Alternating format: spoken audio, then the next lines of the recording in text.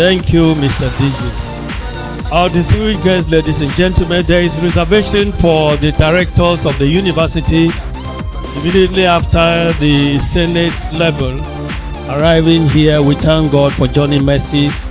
We thank everyone who has traveled from all over the country to be here. We welcome you to the Joseph Sawantaka University Makurdi, particularly the great APER-AKU Auditorium, North Core of the university where things happen.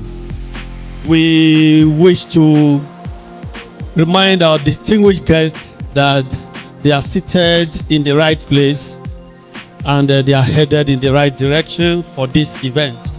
I plead that those who are sitting far apart should move closer and close the gap so we will sit together as a family and then our events will happen. Thank you, the rest of us. The seating arrangement is already labeled. All the seats are tagged, so I believe that everyone is respecting the protocols of this assembly, and we are grateful to God that is happening. Welcome us once again, and I advise us that when the Senate procession shall advance to the auditorium, we will be requested to stand and remain standing for the opening rites of this gathering, and then other things will follow. Thank you very much, ladies and gentlemen. God bless you and have a good time with us here.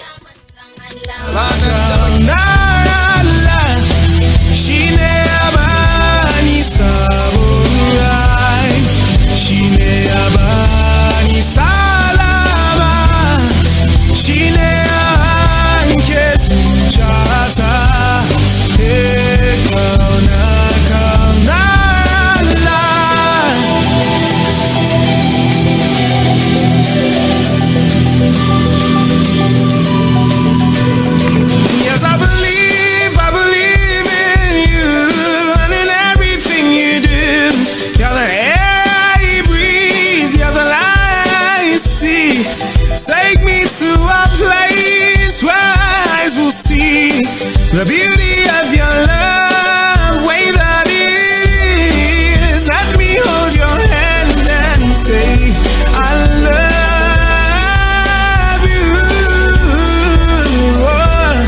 'Cause even though I fail sometimes, I love. Thank you, Mr. DJ. Please, may we remain standing for the national anthem. Nigeria, we hail thee, our own dear native land. Though tribe and tongue may differ, in brotherhood we stand. Nigerians home and proud to serve our sovereign fatherland. Our flag shall be a symbol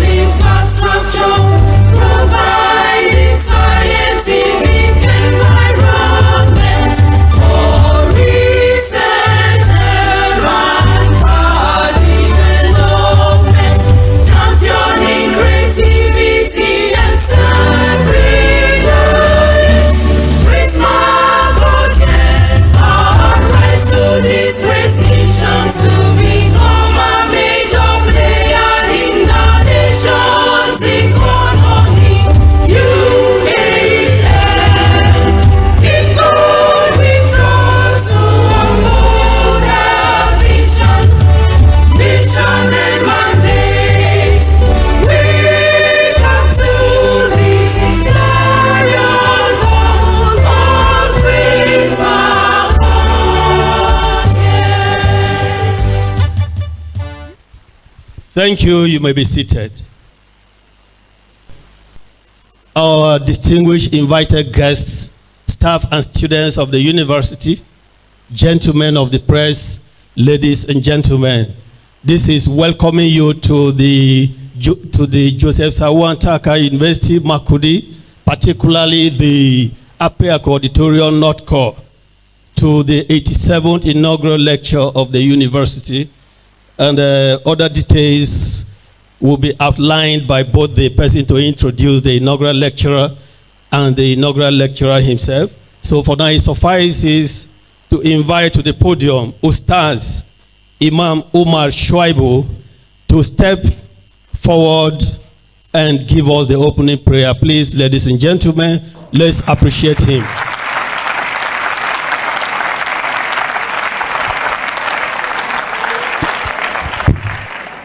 صلوا على النبي الكريم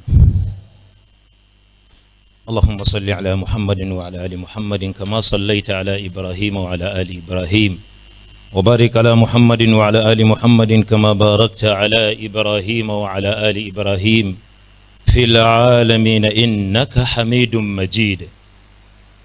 In the name of Allah, the most gracious, the most merciful.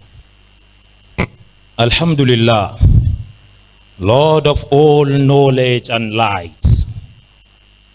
O Allah, as we gather for the 87th inaugural lecture, we return to you, the giver of wisdom, the opener of minds, the healer of hearts.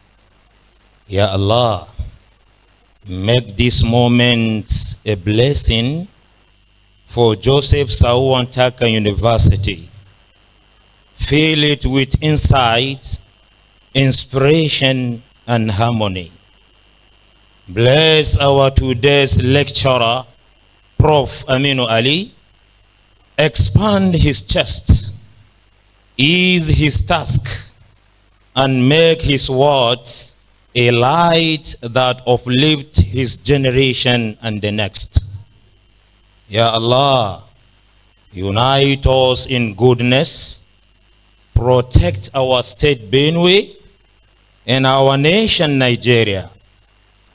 Remove every hardship and replace fear with peace, confusion with clarity, and weakness with strength. Ya Allah, let this gathering write a line of goodness in our lives, a line remembered, a line accepted, a line filled with your mercy. Ya Allah, you ordered us to ask you, and you promised to accept our request. We ask you as you ordered, accept our request as you promised. Indeed, you fulfill promised. ربنا آتنا في الدنيا حسنة وفي الآخرة حسنة وقنا عذاب النار سبحان ربك رب العزة عما يصفون وسلام على المرسلين والحمد لله رب العالمين آمين. We are grateful to Allah for this wonderful prayer for the university, for the inaugural lecturer, and for dear nation, Nigeria. Our distinguished guests, ladies and gentlemen, we hope to dispatch the program of events here swiftly, and to make good of that promise, I want to introduce to us the hierarchy of the university, as well as our guests and other VIPs that we are receiving at this event. So may I start by introducing to us the arrowhead of the university, the champion of the innovation and transformation of the university that we're witnessing, the man who is himself an alumnus of the university, and since his ascendance to the vice chancellorship of this university has not rested on his oars, ensuring that he leaves this university better and transformed. So it will be told when the history of this university is told, that one of its own came and lifted it from the doldrums. Ladies and gentlemen, please put your hands together for the 7th Vice Chancellor of the university, Engineer Professor Isaac Nathaniel Itodo. Sir, you're welcome. In similar vein, ladies and gentlemen, I have the pleasure of introducing to all the Deputy Vice Chancellor, Administration of the University, Professor Elizabeth Kembe. Ma, you're welcome. And in that order, and in their sitting order too, I introduce to us the Deputy Vice Chancellor, Academic of the University, Professor Raymond Warner. Sir, you're welcome. And so I also have the pleasure of introducing to us the man of letters, the Chief Scribeman of the University, the Registrar, Dr. John Ujo David. Sir, you're welcome. And then to introduce to us the Chief Finance Officer of the University, talking about the Bossa. He is Mr. Simon Peteru Tioule Otese. Please, we appreciate him. And then in that order, and at the rear of that seat is by no means a very great woman and daughter of our nation. She is Professor Jessica Aheme Ago, the University Librarian. Thank you very much, ladies and gentlemen. May I also announce to us that this week coincides with some activities of the University Governing Council, and we have the pleasure of welcoming some of the members who are here with us to give us that motherly and fatherly covering that we need to succeed here. So, ladies and gentlemen, please help me welcome Professor Adio Folayan, a member Governing Council of the University. And also Dr. Mohammed Adamu Kwankwaso. Please, let's appreciate them. These are our employers. They determine which direction the university is headed, and we are happy that they are here with us. Then the third person on that list is Mrs. Ugochukwu Stella, who is also a member of the University Council. Please, you're welcome, sir. We are grateful we have you in our midst. And then, ladies and gentlemen, members of Senate of the University are the only group, apart from the people of the high table, who have the right to adorn themselves in their ceremonial hoods. They are the group from which we have inaugural lecturers emerging. So anybody you see here making a presentation as an inaugural lecturer comes from that constituency. So they are our immediate hosts. Please, ladies and gentlemen, let's welcome members of the University Senate, Joseph Sawantaka, University Makurdi. They comprise the deans of all our colleges, the postgraduate school and the student affairs, directors, heads of academic department, and eminent professors of the university. You are all welcome, sir. Ladies and gentlemen, here with us is the mother of the university, the chairperson, University Women Association, wife of the Vice Chancellor, Mrs. Grace Itodo.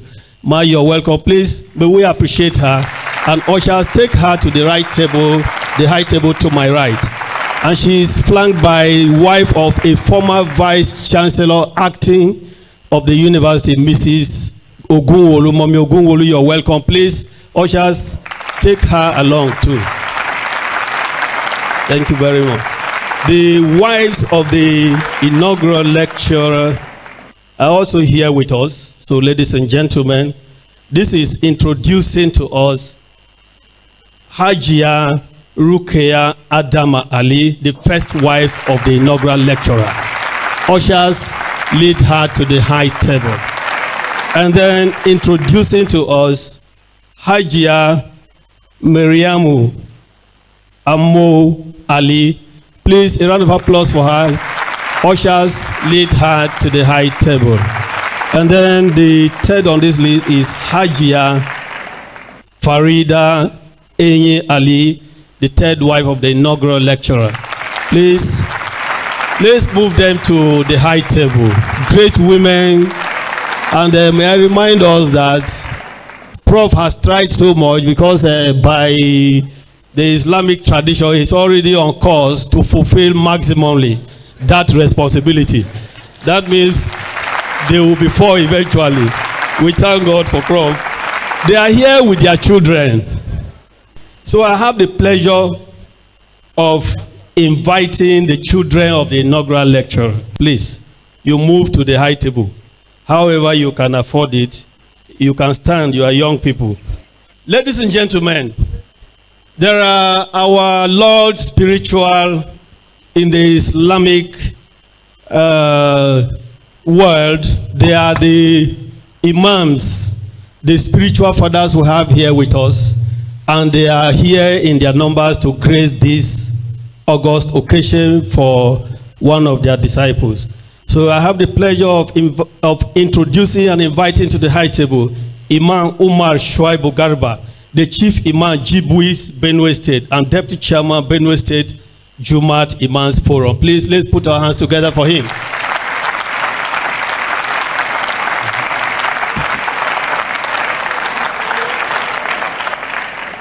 And also, let's put our hands together for Imam Shuaibu Seidu Muhammad, Chief Imam Lower Benue Mosque, Makurdi. Please, let's put our hands together for him.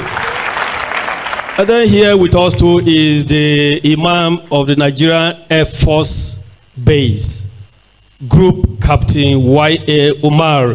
Please, let's put our hands together for this great soldier of both Allah and of our dear country. Thank you very much. So the children can take up the remaining spaces. May I crave the indulgence of the chairman of this occasion and the rest of us as I spell out their names. Haruna Hassana Ali is here, please. Let's put our hands together for him. Please, all the children just move to the high table. Your dad will introduce you at the right time. Please, let's put our hands together for them. Thank you very much, ladies and gentlemen, for all the support. May I introduce to us the rest of the VIPs and inform them too that the front row here is high table 3. May I introduce Comrade Muhammad Shuaibu Kira, a traditional ruler who is in our midst here. You are welcome, sir.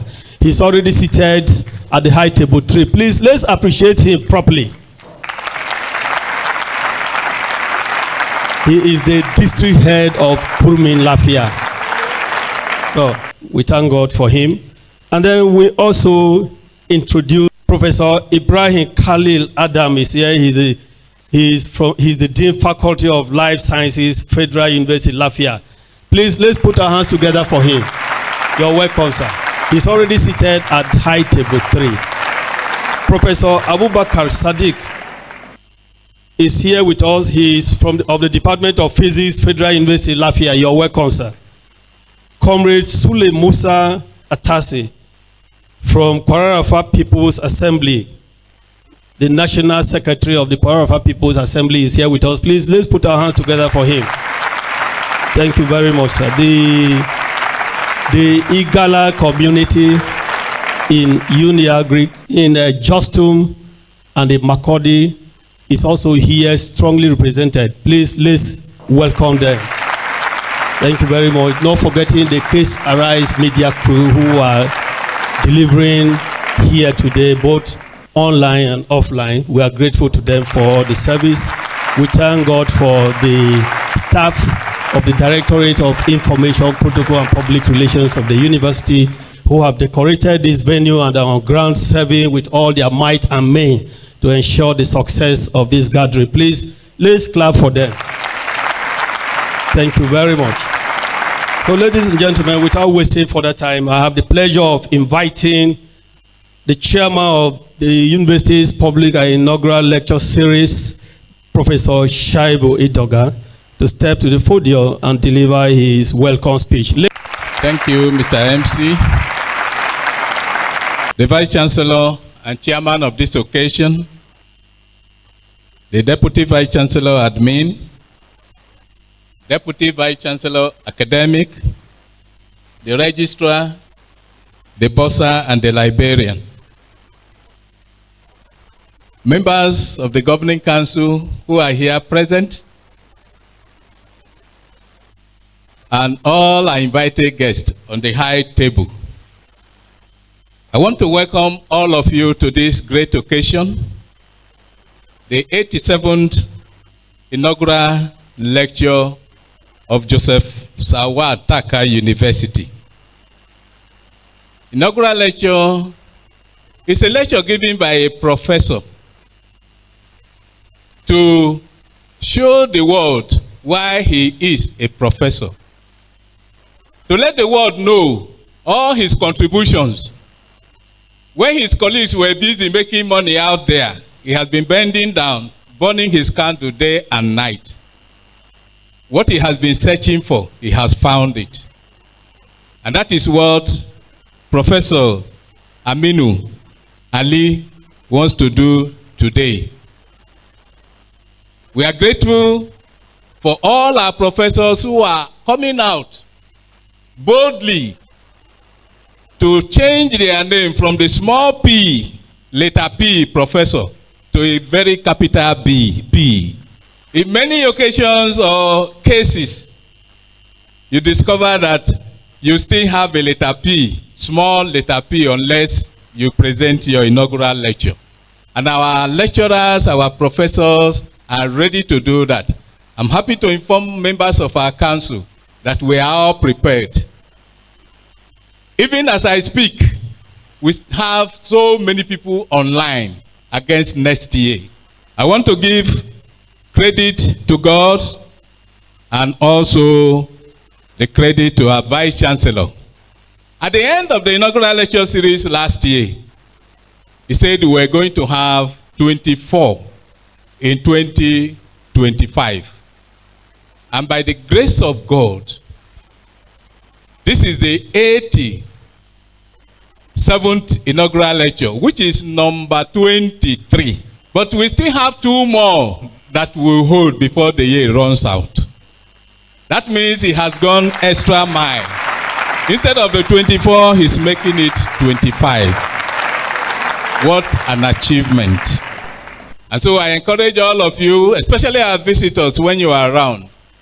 We hold our inaugural lectures 2 times in a month. And the VC is always supporting us financially.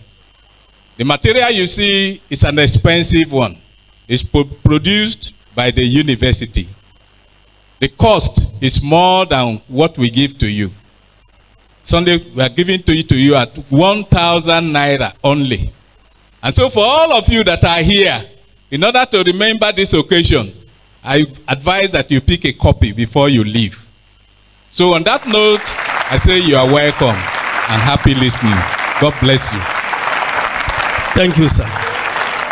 So, our distinguished guests, ladies and gentlemen, I crave the indulgence of the chairman to make a correction here before he steps to the podium. Hajia Dr. Miriam Amo is the second wife of the inaugural lecturer. They had given me her details as just Hajia. Please, she's Hajia Dr. Miriam Amo Ali. Please, let's appreciate the doctor once again. Thank you very much. Members of the Governing Council of the University, welcome to the APER-AKU Auditorium. Professor Afolayan Adio, Professor Muhammadu Kwankwasu, and our dear Stella Ugochukwu, principal officers of the university, Elizabeth, Raymond, John, Peter, and Jessica. Deans and directors, heads of department, distinguished professors, members of the Senate, our dear invited guests, particularly the Hausa community in Makodi, who have been championed here today by the Chief Imam, the inaugural lecturer, my younger brother, Professor Aminu Ali, gentlemen of the press, and what comes to mind is our own Case Arise news media, ladies and gentlemen, and of course great Makodians. Good afternoon. I welcome you warmly to the 87th inaugural lecture of our university, the Joseph Sawantaka University, Makurdi. Our lecturer today, Professor Aminu Ali, is a distinguished professor of soil science and an illustrious alumnus of this university. Professor Ali will be discussing soil conservation, food security, and the environment. Congratulations to you, Professor Ali, on the attainment of this academic milestone. I wish you many, many, many more fruitful years in your academic journey. Many thanks to the staff and students of the university for keeping faith with our inaugural lecture series. Once again, good morning and thank you.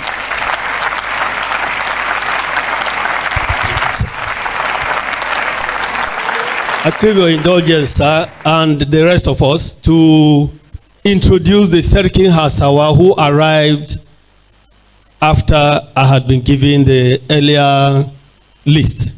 He is His Royal Highness Imam Sani Yusuf. Please, there is reservation for him at the high table. You're welcome, sir. Please, let's clap for him. Ushers, please lead him to the high table. Thank you very much. And similarly, I want to recognize Professor Ibrahim Abdullahi Jaji, the Deputy Dean, Faculty of Agronomy, Deputy Director, Sugarcane Research Institute, Federal University, Lafayette. Please, let's put our hands together for him. You're welcome, sir. Please, you move to the front row, which is the high table 3. May I also recognize Alhaji Mudi Surulahi Madaki Makurdi. Please, let's put our hands together for him. And also, if he's seated outside the front row, please, ushers, take him to the place. We also recognize Alhaji Usman Hashidu German Makudi. Please, let's put our hands together for him. High table 3 is already full too. So wherever he is within this space which is for our VIPs, our distinguished guests. He is welcome. Alhaji Abubakar Sadiq is the Marafan Makurdi, is also here. Please, let's appreciate him, ladies and gentlemen.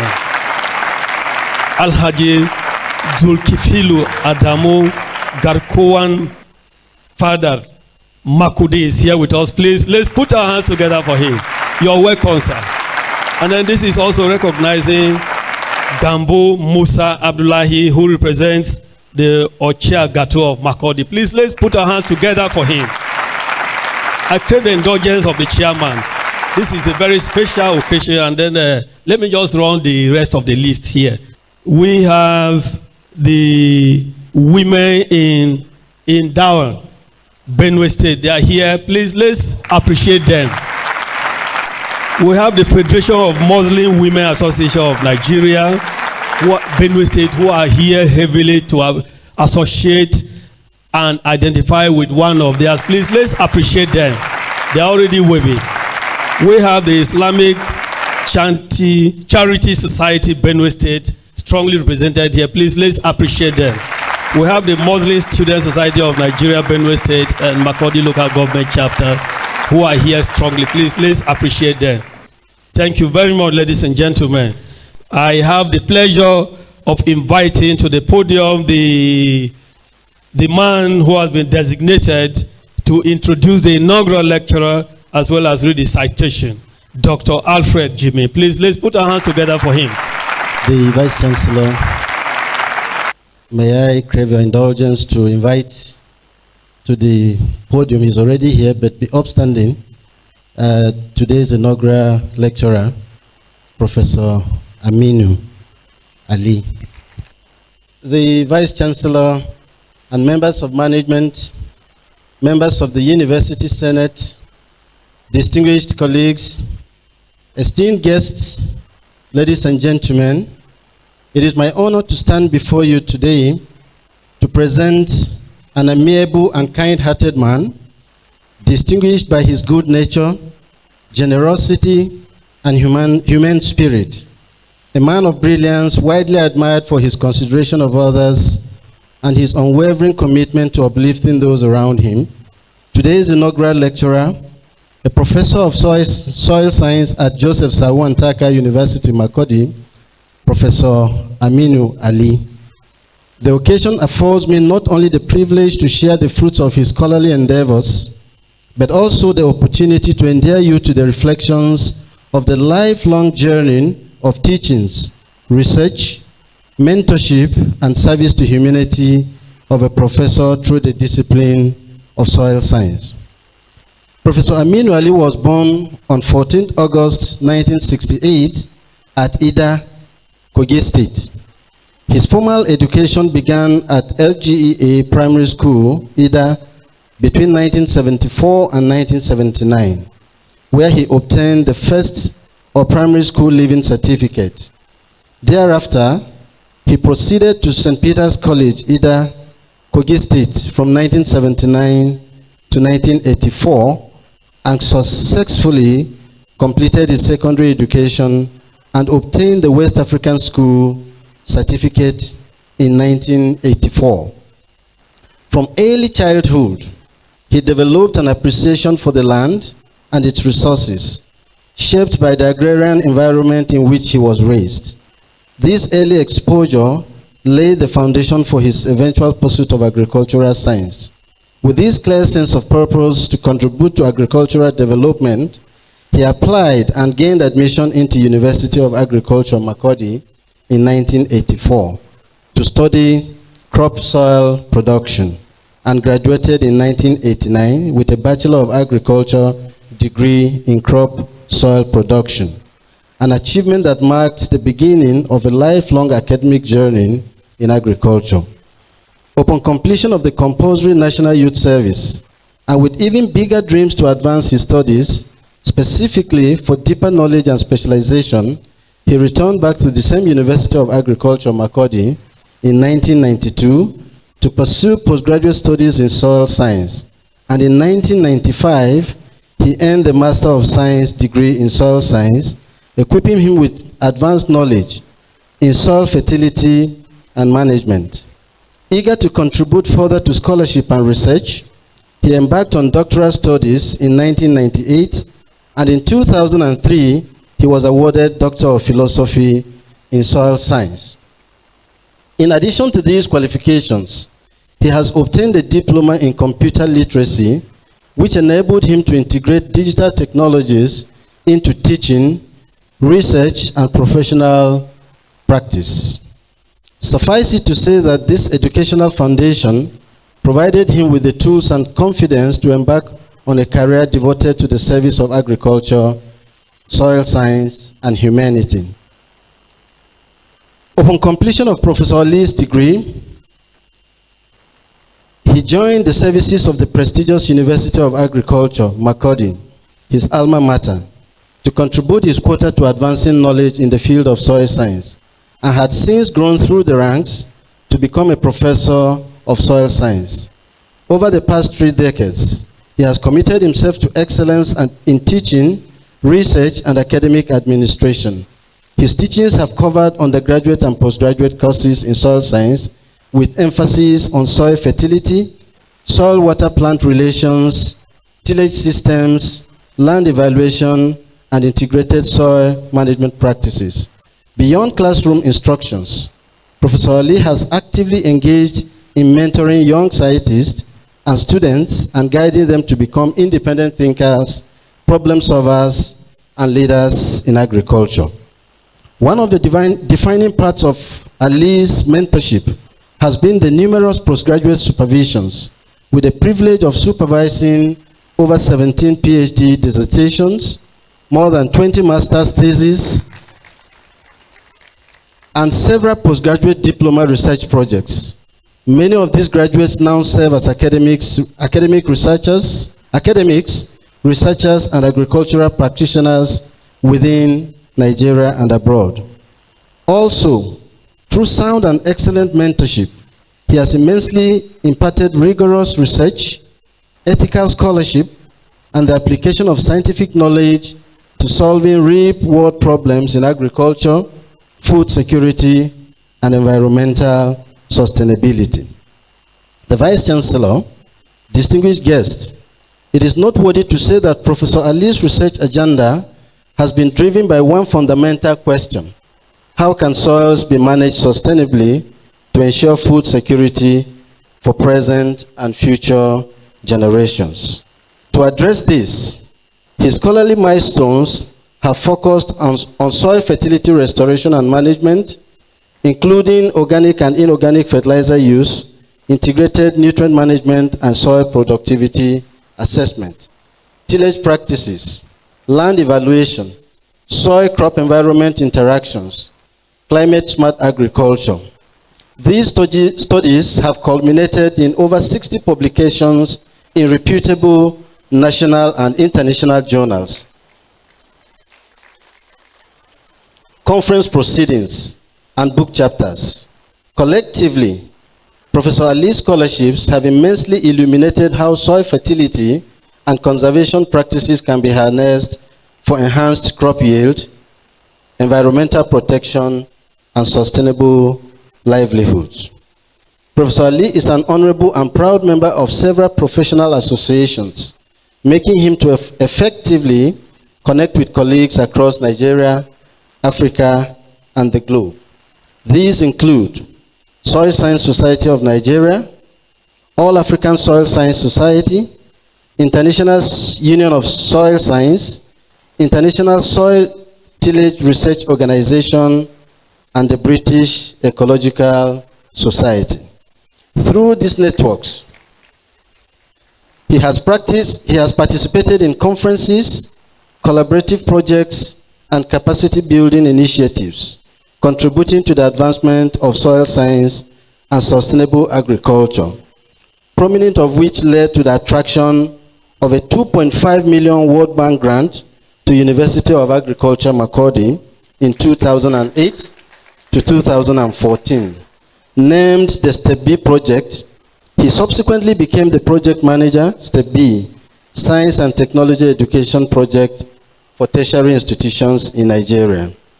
Both within and without the university, Professor Ali has served on committees engaged in curriculum development, contributed to institutional growth, ensured that teaching and research remain aligned with societal needs, and immensely contributed to societal and human development, building bridges of community advancement, mitigation of environmental degradation, and providing solutions to the field of agriculture, respectively. These attributes are manifest in the following appointments and services: Sideways Coordinator between 2004 to 2011, Head, Department of Soil Science between 2007 to 2009, Consultant, Department of Agricultural Land Resources, Federal Ministry of Agriculture and Food Security between 2007 to 2009. Consultant, Agricultural Council of Nigeria, College of Agronomy Representative to Senate between 2011 to 2014. University Sideways Coordinator, 2012 to 2014. Consultant, Federal Ministry of Agriculture and Rural Development, Soil Survey and Land Use Planning, 2012 to 2015. Consultant, National Emergency Management Agency, 2012 to 2015. Senate Member, Joseph Sawantaka University, Makurdi, from 2015 to date. Consultant, Federal Ministry of Environment, 2017 to 2020.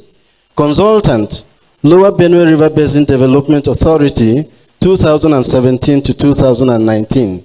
Scholarly Exchange Program, Feed the Future Program, Michigan State University, USA, 2018 to 2019. Consultant, Dominion Funds Limited, Gasol, Taraba State, 2018 to 2020. Natural Resources Expert Advisor, Federal Ministry of Environment on World Bank sponsored Nigeria Erosion and Watershed Management Project 2020 to 2022. Consultant, Agro Legacy Farms, Ejiba, Kogi State, 2021 to 2023.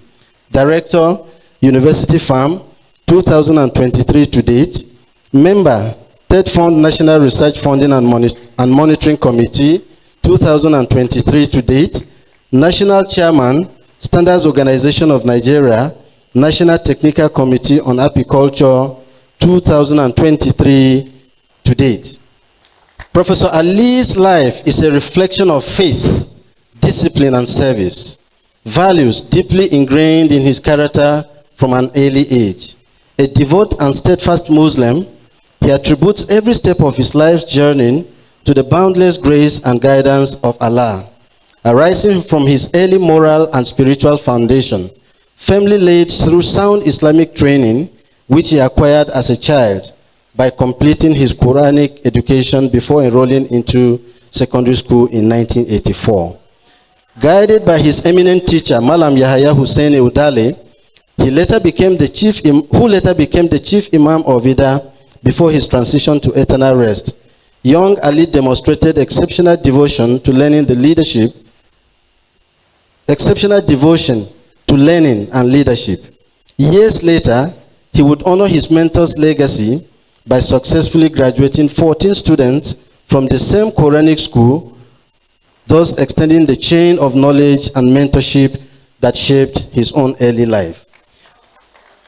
Professor Ali's deep commitment to Islamic principles naturally translated into active participation in faith-based organizations.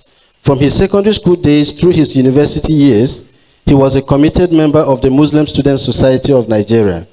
His exemplary character and leadership qualities earned him the position of campus imam between 1986 to 1989. Upon completion of his university education and mandatory national youth service, he continued to serve the Muslim community as Secretary General of the Muslim Corpus Association, Niger State, in 1990. Over the years, Professor Ali's sense of duty to his faith, community has remained unwavering. He currently serves as chairman of both the Islamic Charity Society of Nigeria and the Islamic Propagation Forum, Benue State. He also holds several honorary positions as patron and trustee in Islamic organizations within and beyond Benue State, roles that underscore his lifelong dedication to service, mentorship, and the propagation of Islamic values. Behind his remarkable achievements stands the strong pillar of family support. Professor Ali is blessed in marriage and has 9 children, whose affection, encouragement, and prayers have been an enduring source of strength and inspiration through his academic and spiritual journey. At the heart of Professor Ali's life and work are the enduring values of diligence, integrity, humility, mentorship, and service to humanity. These virtues continue to define the relationships, leadership, and professional engagements, making him not only a respected scholar and administrator, but also a beacon of moral excellence and driven by purpose. The Vice Chancellor, members of Senate, ladies and gentlemen, suffice it to say that Professor Ali is a scholar and a fine gentleman, admired for his good nature and kind heart, approachable and humble, respectable and respectful of all and sundry, inspires confidence through his warmth and patience. As a teacher and mentor, he shares knowledge generously, guides with empathy, and encourages others to realize their potential. His magnanimity, compassion, and courteous disposition have made him not only an exceptional professor, but a role model whose influence extends well beyond the classroom. As I stand before you today, I am most sincerely elated and proud to present Professor Aminu Ali, not just as today's inaugural lecturer, but in celebration of past achievements. His avowed commitment to deepening the relevance of soil science in addressing food insecurity, land degradation, and climate change in Nigeria and beyond. The Vice Chancellor, ladies and gentlemen, I hereby invite and present Professor Aminu Ali to step forward and present the milestones of his academic journey. I therefore enjoin everyone to sit back and take a good listen. Thank you.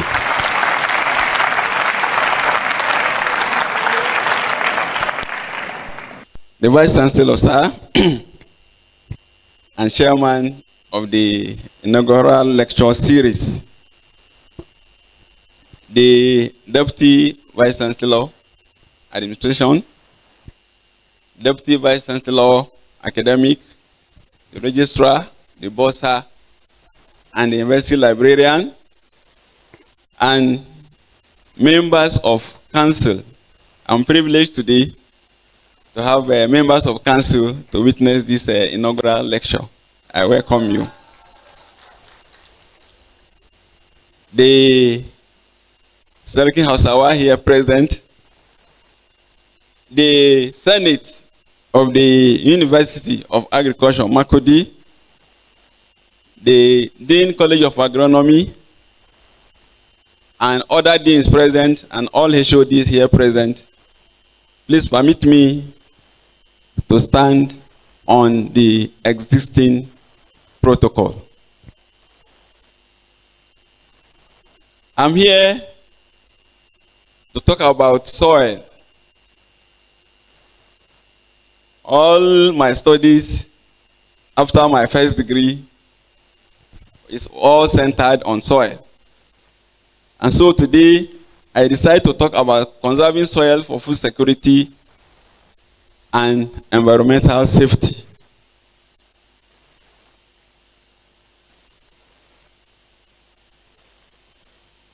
And let me start from the divine books about what the Bible and the Quran says about soil. In Genesis chapter 2, verse 7, if you look at the King James Version of the Bible, the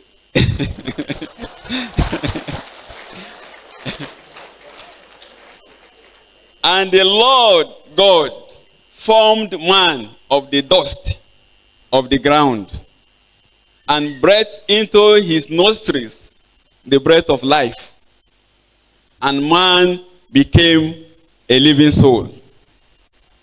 In Genesis chapter 3, verse 19,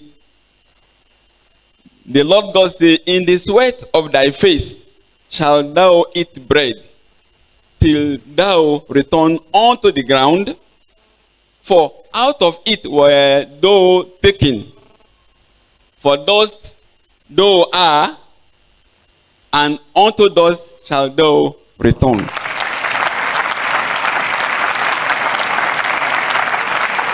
And when we go to the Quran, in Surah Al-Hijr, Quran 15, verse 26, Allah said, and I quote, "A'udhu billahi minash shaitanir rajim, لَقَدْ خَلَقْنَا الْإِنسَانَ مِنْ سَلْسَالٍ مِنْ حَمَائٍ مَسْنُونٍ."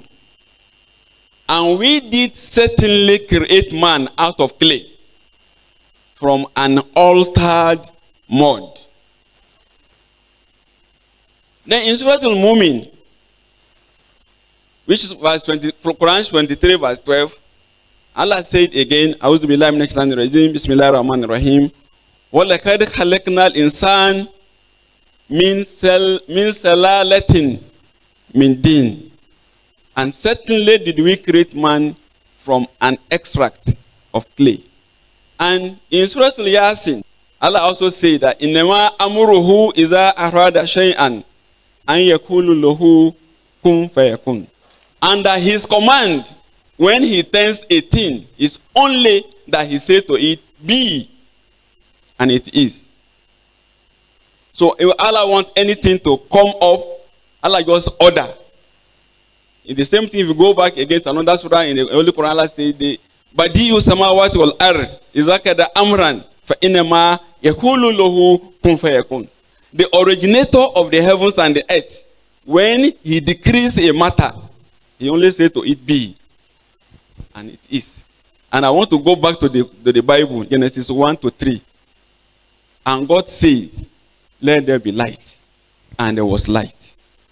So when God wants anything to be, he only order, let this be, and it will be.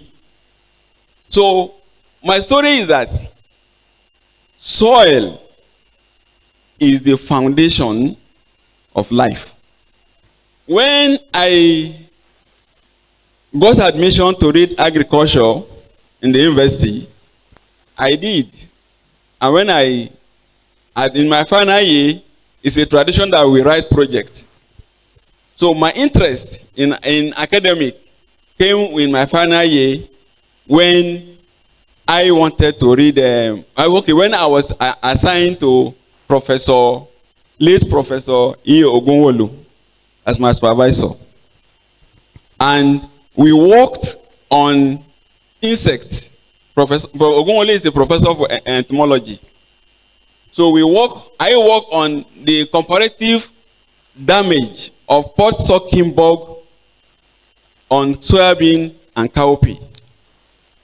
And in that study, we discovered that we can make use of, soybean as a trap crop to control insect pests in cowpea. So when I finished, I became so much interested in academic. But when I got employed, I was employed into the Department of Soil Science. But my interest, first of all, I got an appointment in Sokoto, Usman Dafodio University, Sokoto. But when I got the appointment, I was to go for plant breeding. But because of my interest in entomology, I declined the appointment and came down to Makurdi here to get appointment into entomology. To read entomology. To specialize in entomology. Unfortunately, when the appointment letter came, it read soil science. So I was a bit taken back. But there and then, I made an effort, actually through Professor Ogunwolu, to change back to the Department of Crop Production from the Department of Soil Science. It didn't work out. And so eventually, I had to study soil. So when I set my mind to study soil, and I said, okay, fine, let me go to the Bible and the Quran and take my bearing from there. And that's just the story I have mentioned. So for me, I'm just studying soil. It is where I came from. And when I finish studying the soil, where I came from, I will also go back there and remain with it. So what is soil? Ordinarily, you will say, I will define, if I want to define soil, I will say soil is a business partner of a farmer. Soil is the business partner of a farmer. A farmer that does not know the soil cannot succeed in his business. So, but according to the Food and Agricultural Organization Food and Agricultural Organization 2020, 95% of food, global food, is produced directly or indirectly from the soil. So 95% of our food comes from the soil. And so, yet soils are increasingly threatened by degradation, posing serious risk to food security and environmental safety. When man began to grow his food rather than gather it, remember in the olden day history, they told us that man used to gather food. You wake up in the morning, you go to the forest and gather food. The one you can eat for that day, you come and eat, and then you sleep. At that time, there was harmony between human and the environment. Because we did not constitute a nuisance to the environment at that time.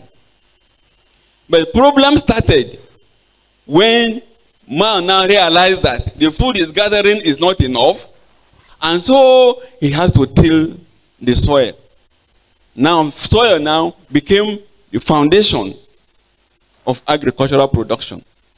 And without soil, we cannot produce anything. So, the concept regards the soil as a medium for plant growth, both as a substrate providing mechanical support and a storehouse for essential plant nutrients. So, plant provides mechanical support to the plant, and the plant's roots absorb nutrients from the soil. So soil, by definition, scientifically, is the unconsolidated uppermost part of the earth crust that supports life. It is a dynamic natural body composed of minerals that are derived from parent materials, constitute 45%, organic matter derived from plant and animal remains constitute just 5%, water 25%, and air 25%. So soil is composed of 4 major components: the mineral matter, the organic matter, water, and air, as well as the living organisms. The interaction between these 4 determines the existence of living organisms in an ecosystem, which now constitutes the environment. And so soil is formed when climate, topography, and vegetation acts upon parent material over a period of time. And these are the factors of soil formation. Okay? Soil is formed when climate, topography, and vegetation or living organism acts upon parent material over a period of time. How is soil formed? It is important to note that soil formation is a complex and complicated process that takes between 500 to 700 years to form just 2 centimeters of soil. 500 to 700 to form 2 centimeters of soil. Which means that the soil we are making use of today, it has taken a very long period of time for this soil to form. And because of this, soil is a naturally capital intensive. Soil is naturally capital intensive to be abused or to be used anyhow. And the moment we decide to use the soil anyhow, the consequences abound on us and on the environment. So, once the resource base of the soil is destroyed, there is no agricultural miracle that will bring such soil to full production. Once soil is degraded, there is no agricultural miracle that can bring that soil back to life to full production. Any form of amendment you apply to degraded soil will have, those amendments would have led to increased productivity if that soil is not degraded in the first instance. And so, we must, as a matter of compulsion, if we want to survive, if we want to have a healthy environment, ensure that our soils are not degraded at any point in time. Let's also look at food security. So food security, as defined by FAO, is defined by FAO as a condition. Food security is defined as the condition in which all people at all times have physical, social, and economic access to sufficient, safe, and nutritious food. For us to achieve food security, the soil must be at its best. The soil, both soil physical and chemical properties, both soil physical, chemical, and biological properties have to be at their best optimum before we can achieve food security. Otherwise, any form of knowledge, any form of propaganda we talk about food security without taking care of the soil is a mere propaganda. So soil health. When I mean soil health, I'm talking about a soil that has all the mineral components, that has all the biological components, the microorganisms are there, and the water and air, all in available and suitable proportion. So soil health is directly linked to the productivity and quality of food system. Soil is therefore the foundation of food security.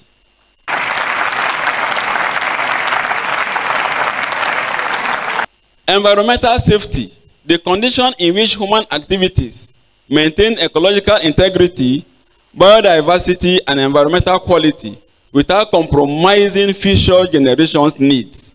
It plays the role of natural water filtration, chemical detoxification, biological remediation, climate and ecosystem support, and regulation of nutrient cycles. So environmental safety has to do with maintaining the soil balance. Because in soil conservation, the basic principle of soil conservation is that you make use of the soil now, and without destroying the soil you are using now, so that the soil will remain useful for the future generation that are yet to be born. We must have it at the back of our mind that we should conserve this soil for the future generation, rather than us seeing that we make use of the soil, destroy it, and leave it degraded. So, in terms of soil conservation, we are more interested in, for us to ensure food security, or the environment must be safe. And how does soil do all this? Save the environment by purifying water and air and contribute to healthier ecosystem.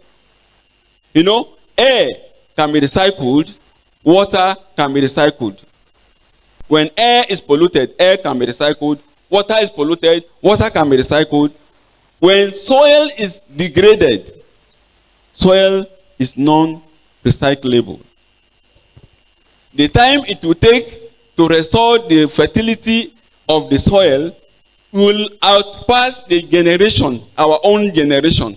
If you destroy a soil, for you to restore back that soil, it will outpass your generation. You that destroy the soil, you will not be alive to have that soil restored back to its original formation. And so we should be careful about destroying the soil. Soil is the foundation of environmental safety. Soil is the foundation of life. Soil is the foundation of food security. Soil is the foundation of environmental safety. And so, soil and food security, there are a lot of things I talk about there. Nutrient supply, water, of course, soil supply nutrient to the plant. You know, when you grow a crop on the soil, availability of water and nutrients will be able to make the seed to germinate. The seed will germinate, the crops will grow, isn't it? And in growing, at any point you cut any part of the plant and cut it, there is no part of the soil, of the plant that you see soil. Are you getting me? There's no part of the plant, either the leaf or the branches or any part or the flower, you cannot find soil there. Soil, what does the soil do? By providing minerals in solution form in the soil medium, which the plants now absorb. And so, soil is a major supplier of nutrients. Soil regulates water, whether pollution or whatever. Soil also regulates food quality. And all this, a good example is when we're talking about the usefulness of the soil in protecting the environment. We look at our water cycle. Okay? If you look at the water cycle, that is when you discover that everything starts from the soil, goes out of the soil, comes back to the soil. Soil serves as the base. Without soil, will you have water cycle? Without soil, will you have rainfall? Without soil, what will you be able to do? Nothing. So, soil is the base of our human existence. So, and for me, I have worked on a number of soils across Nigeria. And then we have now discovered that from the studies carried out, we discovered that Nigerian soils, tropical soils, are generally very poor in fertility. Okay? So, and from the studies cut across many states, I mentioned them there, many of the states we've gone through, we discovered that the nitrogen in soil is less than 0.1%. And the phosphorus is less than 10 milligram per kilogram of soil. And so, we have the problem of soil infertility, poor soil. And for us to be able to grow crops sustainably, we must have to bring in supply nutrients to the soil, either in form of fertilizer, inorganic, or in form of organic fertilizer. Again, I also bring this to look at soil as an open system. Soil is an open system. It takes in energy, loses energy, okay? There's volatilization, evaporation, there is percolation, there's leaching, there's infiltration. Energy comes in, energy goes out. But the best soil is the one that has both when the losses and the gains to the soil are equal. Then you are said to have a stable soil. I'm saying this because we are going to make reference to this much, much later as we go along. So, soil conservation strategies for food security. And this is where I made my own little contribution to knowledge. Like I told you earlier, when I took appointment to study soil, eventually I have agreed to study soil. Myself, I picked the form for MSc and I was confused. You know, the soil science is very wide. You have soil chemistry, you have soil microbiology, you have soil physics, soil biochemistry, you have pedology, you have all sorts of fields in soil. Soil physics, soil mechanics. I said, okay. Late Professor Stephen Ojeni came on sabbatical in our department. The Department of Soil Science was created in 1992. In 1992. In 1991, it was separated from crop production in 1991. So when I was employed in 1991, we were the pioneer staff of the Department of Soil Science. So when Professor Jenny came, I was not too sure where to go. I said, is it pedology? He said, no, don't go there. I said, okay, is it soil chemistry? He said, no, don't go there. So what do I do? He said, okay, come, let's do soil conservation. And so Professor Jenny introduced me to tillage. And the first work, my first research in soil science has to do with soil tillage. And my first 3-4 publications were done in soil tillage and research journal. So tillage is derived from the word till, which means to work the land with implements in preparation for planting. So tillage is an act of tilling the land, and it can be defined as the practice of modifying the state of the soil in order to provide conditions favorable for crop establishment, plant growth, and water management. And this is where our problem with the soil started from. I mentioned to you earlier when in the olden days men were used to gathering fruits and eating from there. But at the point that men realized that there is need to till the soil to plant the crops the way they wanted it, that is when we now have problem. The problem came between man and the soil. And so the problem between man and the soil generated into the problem between man and the environment. And the story goes, I'm trying to define tilt. The tillage and tilt. Tilt, on the other hand, refers to the physical condition. Because what we intend to do is that we want to plant maize. I'm just giving an example. Just because you want to plant maize, in a suitable environment, you destroy the entire soil system. You don't have to destroy the soil in order for you to plant maize, to plant cassava or yam. Because the soil is the resource base. Without the soil, you cannot plant maize, you cannot get anything from the base. So why do you want to bring bulldozer to clear the vegetation? Then after that, you bring tractor to plow, to harrow, to ridge. Do you need to till soil to this extent before you can just produce maize? Do you know how long it takes nature, let me put it that way, to produce 2 centimeters of soil that you want to destroy because you want to produce rice? You want to produce rice for what? So, but then our study, we come to realize that irrespective of the ecological condition, the production of all crops requires some form of tillage. But what form of tillage is best is what was yet to be determined. And that is what I decided to work on. What is the best form of tillage that we should have in order for us to have yield, substantial optimum crop yield that will satisfy everybody without destroying the soil? It's just like somebody, you want to produce egg, and then you carry a layer, and you want to kill the layer. If you kill the layer, how will you get the egg? If you kill a layer, then how, which miracle will you produce egg? And so soil needs to be cared for, to be catered for, and so there is supposed to be a sort of minimum tillage that is required to sustain the soil environment. And so we look at different types of tillage: zero tillage, conventional tillage, and conservation tillage. Zero tillage is when you want to plant. You don't disturb the surface of the soil.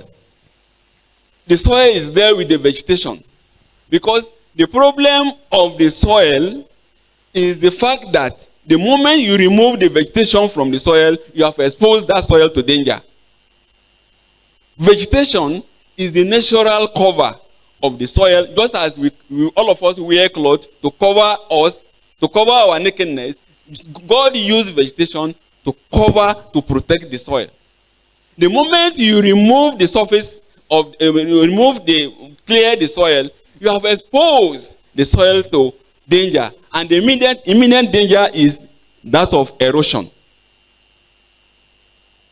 And the practice is that everybody wants to clear the soil before the onset of rain. And remember that the worst devastating effect of rains are the first 2-3 rains. At the time these rains are coming, the soil surface is already bare. And the rain comes with all the forces and remove the surface soil. And the surface soil that is going, that is the fertile soil that your crop needs. So why will you remove the vegetation? Why will you remove the nutrient from the soil before you go and plant? So in zero tillage, we say, okay, fine. Here, leave the vegetation as it is. When you want to plant, you only disturb the soil at the point you want to plant. So that even if rain comes, the vegetation is there. Everything closes. Erosion is minimized. You don't have any problem. But then, zero tillage may not be, it may not be okay for so many other crops. Then we have the conventional tillage. The conventional tillage is the worst. You have conventional tillage, you have primary tillage, and secondary tillage. The worst devastation is caused by the primary tillage implements, the deep plows. Because we have our agri engineers. They are trained to develop tractors that carry plow and harrow to destroy the soil. Simply because we want to plant maize, we destroy the soil with tractor. We don't need that. We don't need that much. And so the primary tillage, cut the soil, upturn the soil, and then open up the soil. Then that's not enough. They go further to do the secondary tillage by harrowing. By the time you harrow a plowed soil, you have level the soil surface. And the next thing is for the rain to come and sweep the entire topsoil. Because what the plant needs is from 0 to 15 centimeters. The most important part of the soil to the crop is 0 to 15 centimeters. And at most 16 to 30 centimeters. This is where the bulk of the nutrients are.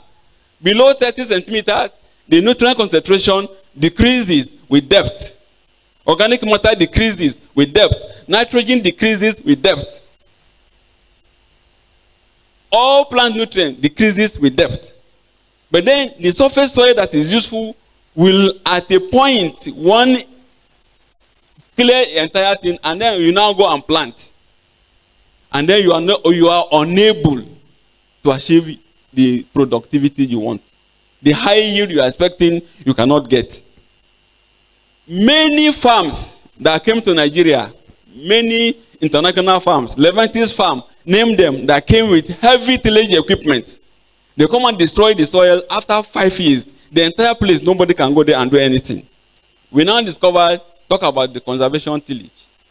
Of course, in reduced tillage, what we do, we now come up with this. Okay, if you plow a soil, plow, harrow, and ridge this year for maize.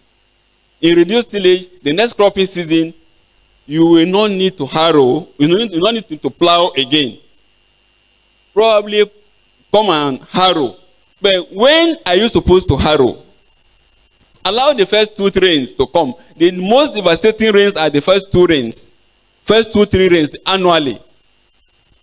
Okay? So allow the rains to come, to establish, before you now carry your tractor and then harrow and plant. It's not in most crops that you need to be ridged. Ridging, plowing, ridging, plowing, harrowing, and ridging, they are all destructive to the soil.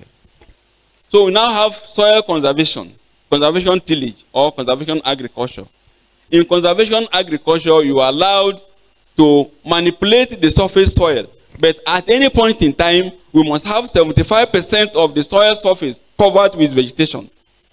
75%.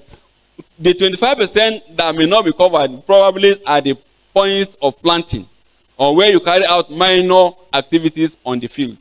And so, in that way, that will help us, that will help to control the rate of degradation. So we look at the effect of tillage on soil texture and structure. And here we did a lot of work there. Structure refers to the arrangement of the soil, the size and stability of aggregates. Structure refers to the arrangement, size, and stability of aggregates, which are usually described as fine, medium, or coarse.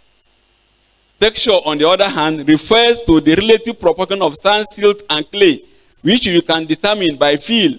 When you carry soil particle, you can feel, the texture of the soil.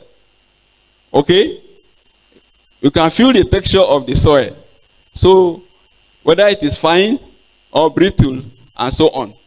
So, the structure influences the aggregate stability and the ability of the surface soil to withstand impact of raindrops. The infiltration rate, which also depend on the texture and structure of the surface soil, are also affected by tillage. So, like I said, a number of studies were carried out in early 1995, early 2003, and so many of them. But let's just mention, look at some few studies that were carried out here. If you look at this table, we are looking at the tillage system: conventional tillage, reduced tillage, and no till. For conventional tillage, look at the organic matter, percentage of organic matter, just 2. In reduced tillage, you have 2.5, and in no till, you have 3%. Of course, tropical soils have low organic matter, generally. But if you have organic matter of 3% on any soil, that is regarded as something substantial. Okay? Then it also affects, tillage system affects bulk density, it affects infiltration rate, it affects crop yield. Under conventional tillage system, for example, we have 3.5 tons per yield. This is soybean anyway, sorry. The table title did not appear here. So 3.5 tons per hectare, and then reduced tillage 4.2, and no till you have 4.8.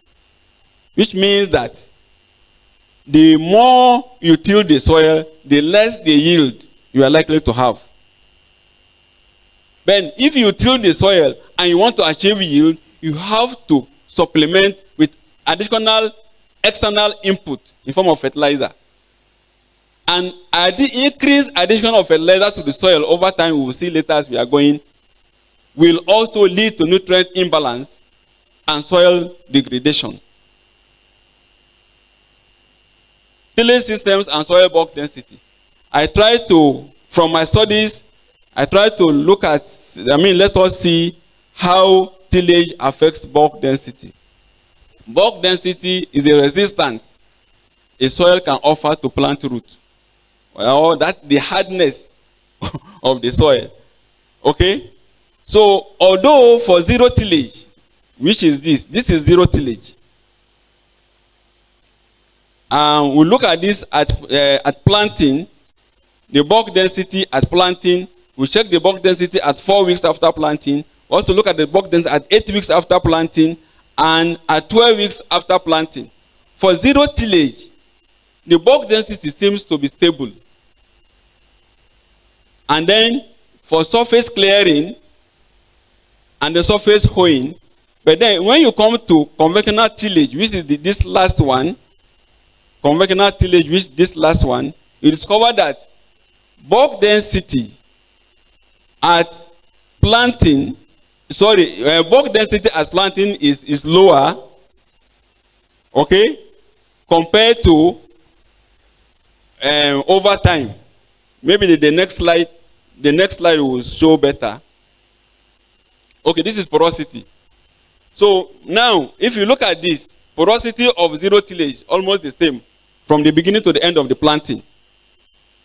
Porosity of, because the tillage system studied here is zero tillage, surface clearing, surface hoeing, manual ridging, manual heaping, and then conventional tillage systems.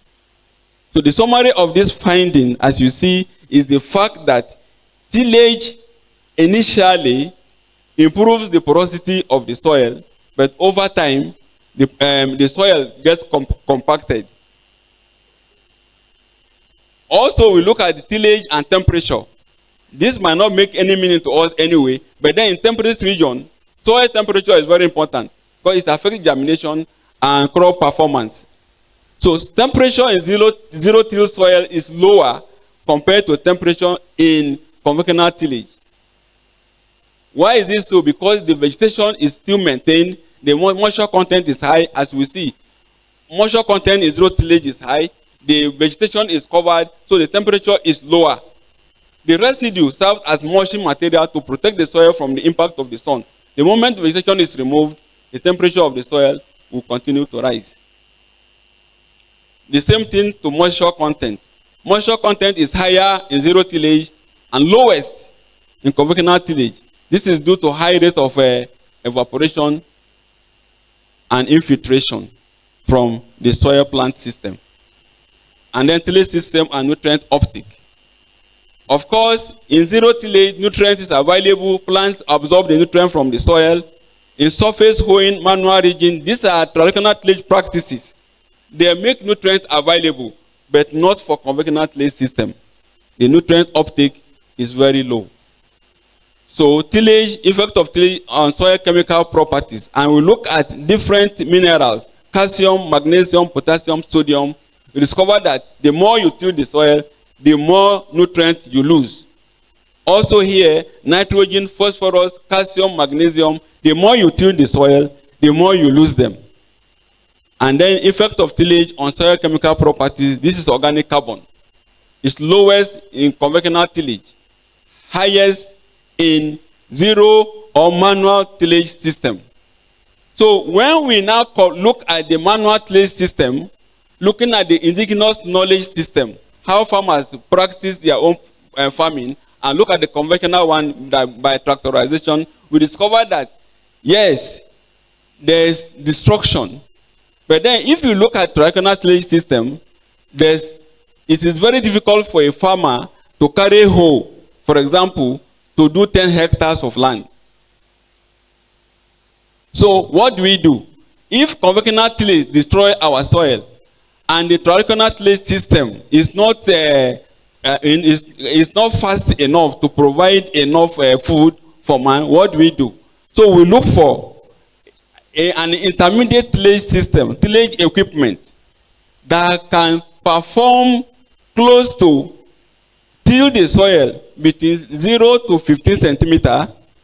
Okay, till the soil between 0 to 15 or 30 centimeter, not beyond that, and then see how that can compare favorably with, in order to remove drudgery from farming. Because most youth today run away from farming because of the labor requirements. So to reduce labor, then we'll look for a tillage system that will not destroy the soil beyond 15 to 20 centimeters. So if you look at this, all these studies shows that tillage, excessive tillage, does not help the plant and the soil. So these are the effects of tillage, and this one now is on the yield. Zero tillage do not give us the required yield. If you look at here, zero tillage do not give us the required yield. Conventional tillage do not give us the required yield. What gives us the high yield is the manual tillage system. The highest yield here is the manual tillage system. And if so, for us to adopt a manual tillage system as a way of cultivating our land, we need to devise a machine that will not destroy the soil as much as the conventional tillage system destroys the soil, so that we can still maintain high yield without destroying the soil and the environment. And so the story continues. It's all about devastation. We look at soil loss. As a result, we also study soil loss. You measure the quantity of soil that is going out of a conventional tilled area and quantity of soil that is going from a zero-tilled area. We measure this amount of soil that is lost. We discover that everything about conventional tillage is a chaos. It doesn't help the soil system. And so, at the end of the day, we discover that conventional tillage effect on soil has high soil loss. It breaks soil aggregates, increases runoff, reduces infiltration, high runoff, and increased soil loss. Reduced tillage effect on soil is moderate and leaves partial residue cover, slows down erosion, and reduces soil loss. And then zero tillage has the lowest soil loss, maintains residue cover, improves organic matter, enhances infiltration, and reduces soil loss. And so, like I said, the story is all that. Then, after that, the next study was for us to look at, because tillage alone cannot give us what we need. We need to apply fertilizer. Okay? So I went into tillage and fertilizer studies, specifically tillage and fertilizer studies. And we look at different types of tillage, different types of fertilizer, we apply different types of tillage, different types of fertilizer, and I want to reduce this thing now. And at the end of the day, we discovered that applying fertilizer on zero-tilled plots, so we discovered that, yes, fertilizer application on tillage also helps to increase crop yield. Again, we also discovered that applying fertilizer on the zero tillage and conservation tillage practices is better than applying fertilizer on conventional tillage. Even though it will give you high yield, it is not sustainable. It's not sustainable. So we look at the effect of tillage and fertilizer on plant nutrient uptake. The story is all the same. And so this is a summary of findings of the effect of tillage and fertilizer. Yields generally increase with fertilizer application. And that is the truth. But then inorganic fertilizer produce higher immediate yield. If you apply inorganic fertilizer, now you have higher yield.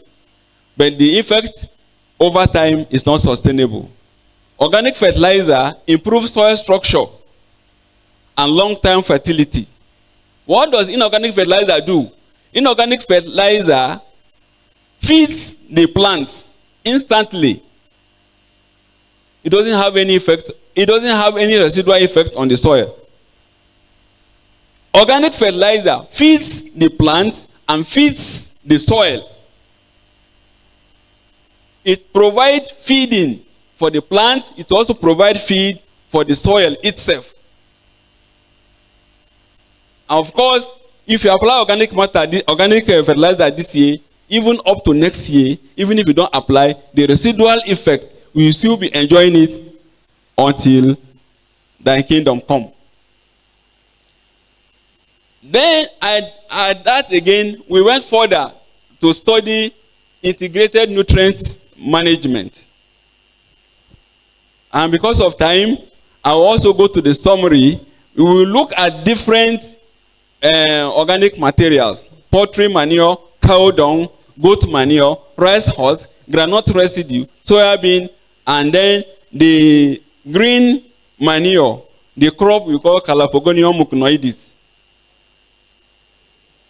It's a green leguminous grass that is found commonly, on the field. What people do is to cut this grass and throw it away. But if you incorporate it into the soil, it has high fertilizing value. If you look at it, it can give you 2.0 to 3.5% nitrogen. And among the crop residue we look at, poultry manure seems to have the highest amount of nitrogen. Poultry manure, 3 to 4.5% nitrogen. It also has 1.5 to 2.1% phosphorus and then potassium. In that order, poultry manure is highest, followed by the Calapogonium muconoides. It's a green grass that can be incorporated into the soil. And so the use of crop residue is also advocated. Instead of harvesting, like I said before, if you plant, the nutrients are taken away from the soil into the plant. When you remove the one you want to eat, when you harvest, the remaining residue is still nutrient from the soil. If you return it back to the soil, you have restored 50% of what the nutrient that is lost from that soil from that soil, you have restored 50%. Next year, if you want to produce another crop, maybe what you look for is half of the fertilizer need for that particular soil. So don't harvest and destroy the crop residue at the same time. It's not useful to the plant. So we now compare organic and inorganic fertilizer, their effects on maize and soybean yield. Where we use 100% organic fertilizer, 100% organic fertilizer, the yield for soybean is 2.2 tons per hectare. And for for maize, we have 3.8 tons per hectare. But when we use 50% organic manure, 50% inorganic manure, the yield is higher, 4.5 tons per hectare. In essence, the story is that let us not rely on inorganic fertilizer. And the summary of the findings from integrated soil fertility management is that 1, the use of crop residue for nutrient recycling has been found to significantly improve soil fertility and sustainable crop yields. Complementary use of fertilizers, 50% organic, 50% inorganic, has been found to be sustainable compared to 100% reliance on inorganic fertilizer. 1, it's expensive. 2, it's not available. And 3, when it comes for you to use on your crop, the time of application must have elapsed.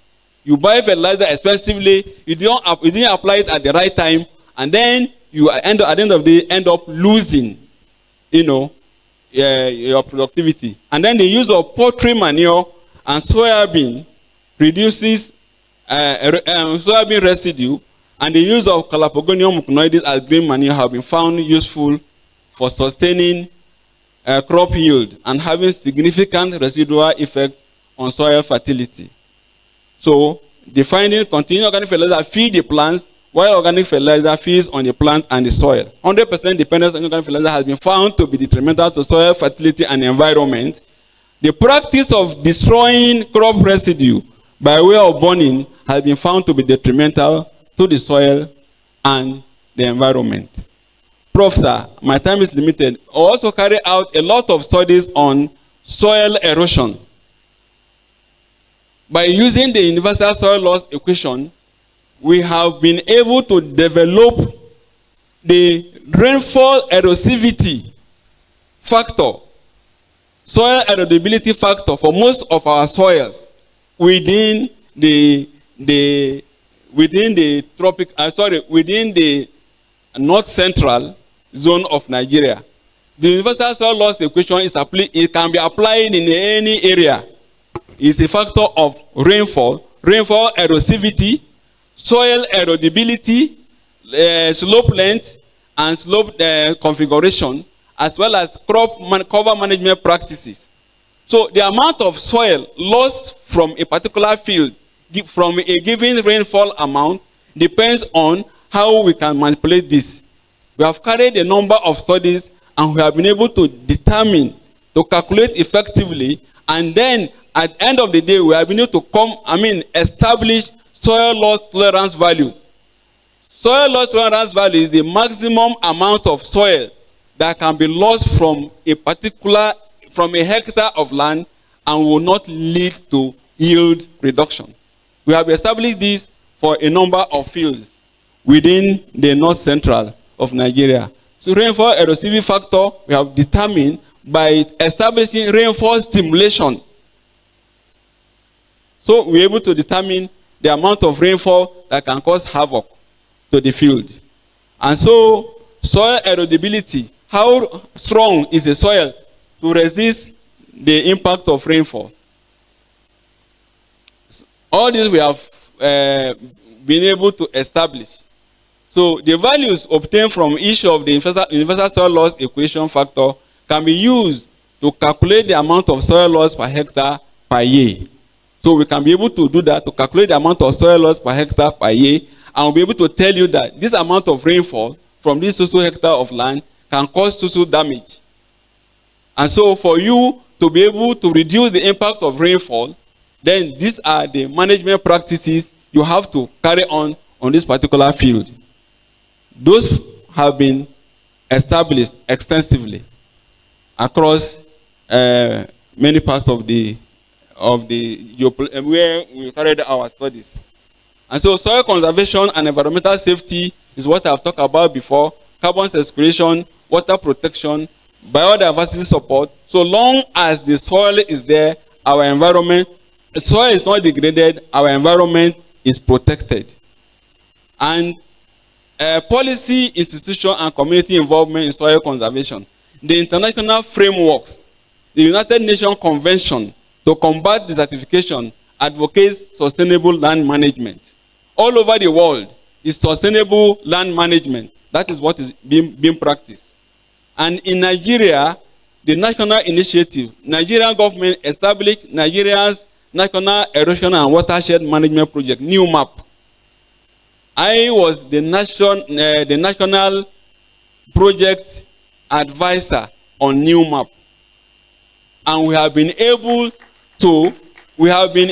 to control erosion in almost all the northern states, develop strategies to control erosion in almost all the northern states of Nigeria. This is what we did. But when the tenure, because the NEWMAP was the World Bank project, when the tenure was coming to an end, we developed the the memorandum of understanding for the establishment of ACRISAL. It was from NEWMAP we graduate to ACRISAL because the World Bank refused to extend any further this fund for NEWMAP. More so that at that particular time, the activities of NEWMAP were no longer this thing. So we developed a new template. We sat down and developed a new template for ACRISAL, which is what is currently ongoing. So that is then what are the challenges and opportunities in soil conservation? Challenges are limited adoption of soil conservation techniques due to poverty, insufficient extension services and awareness, policy inconsistency and inadequate enforcement, climate variability, intensifying land degradation, and in our own case, in the university here, we have the challenge of theft of research materials at harvest. If you are carrying out research activities, when you plant, when you plant your research at the time of harvest, before you come, somebody has harvested your produce. And honestly, this is not funny. It has affected our research output. You plant maize, before you come, it's harvested. You plant rice, it's harvested. And I'll show, unfortunately, I want to show an example. This is watermelon that my student worked on. And this watermelon overnight, the day he went to harvest, before he came, all the matured ones have been harvested. The ones that are not matured, look at them, they harvest them in one place and destroy them. This one is cowpea. The second one is cowpea. Everything harvested. We need to take control of this. Otherwise, our research activities on campus is highly jeopardized. We cannot continue with this kind of attitude.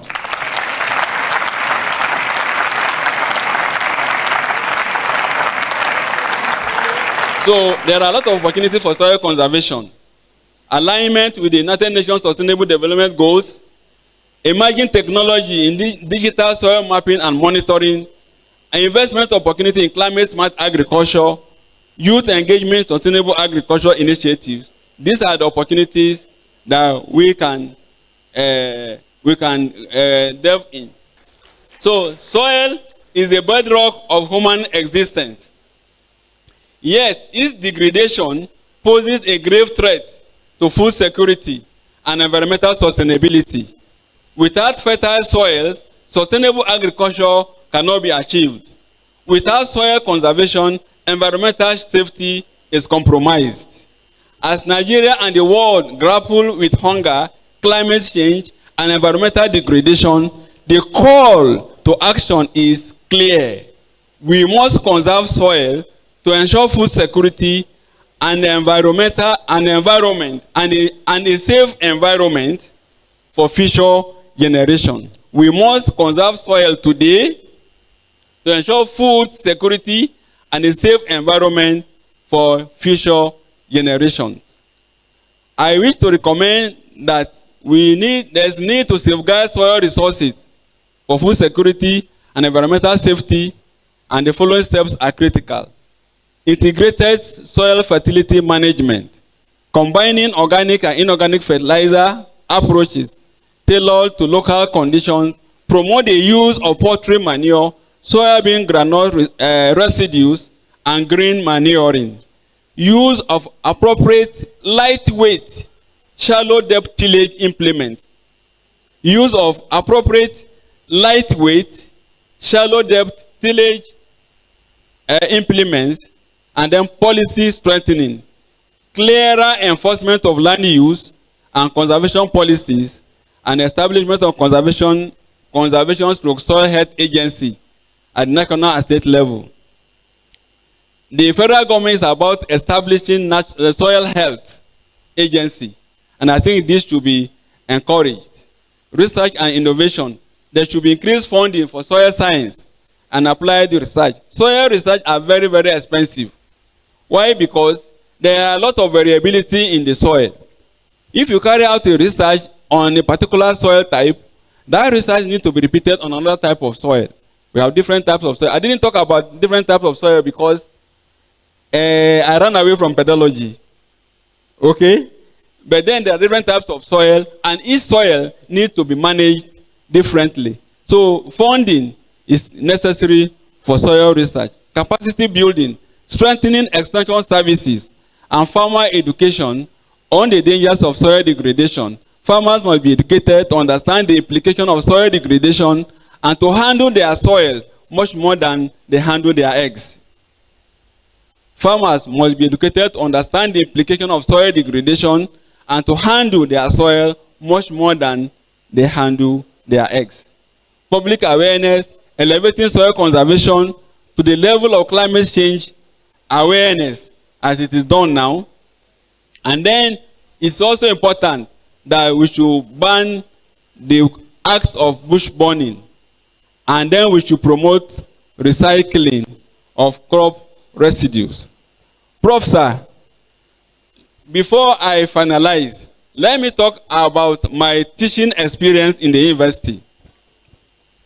When I started as a graduate assistant in the university, I got my master's in 1995, and that was when I became involved in teaching. I dedicated all my time and resources to the system. I only went on sabbatical once in 2014 to ATBU Bauchi, but the rest of my days, my weeks, my months, and my years were dedicated to the establishment of the Department of Soil Science.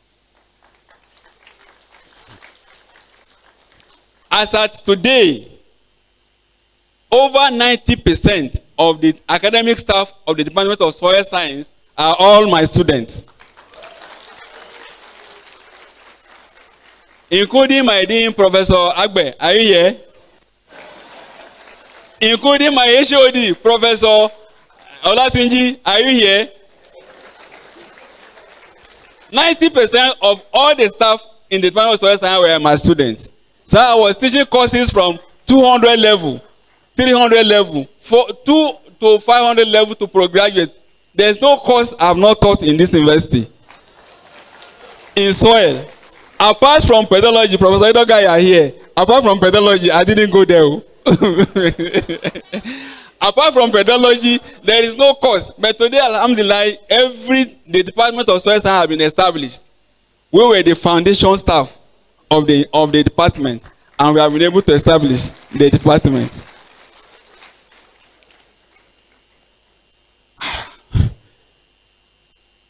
There is an adage that says a tree cannot make a forest. A tree cannot make a forest. I am who I am today because of the people around me. Whatever I am today is the people that made me who I am. And I will start with this appreciation and with thanking God Almighty for giving me life. No, we were 6 that started, we were employed as graduate assistant, we were 6. 6 of us were sharing the same office. We were located on one office in South Core in 1992 when late Adasu ejected us from BSU. When we came here, there was scarcity of office. So 6 of us, graduate assistants, were sharing one office. Today, it is only myself and Professor Ekefan. Ekefan, are you here? It's only myself and Professor Ekefan that are remaining. My sister, late E.A. Juliet Onalo, Mrs. Oluwatayo, we started at the same time. She's late. Professor Dr. Kalu Okoro, Dr. Okoro James Kalu, we started at the same time. He's late. And Michael Ekwanya, we are in the same department. Today is late. And then there's one Godwin Abu. Godwin Abu was from Oju. But later, after 2 years on campus, he said he doesn't understand this academic system. He ran away to Netherlands, and we never heard of him again. So out of the 6 of us, today is only me and Ekefan that we are here. The rest are no more. So I wish to thank my parents who in 1974 saw the vision to enroll me into primary school.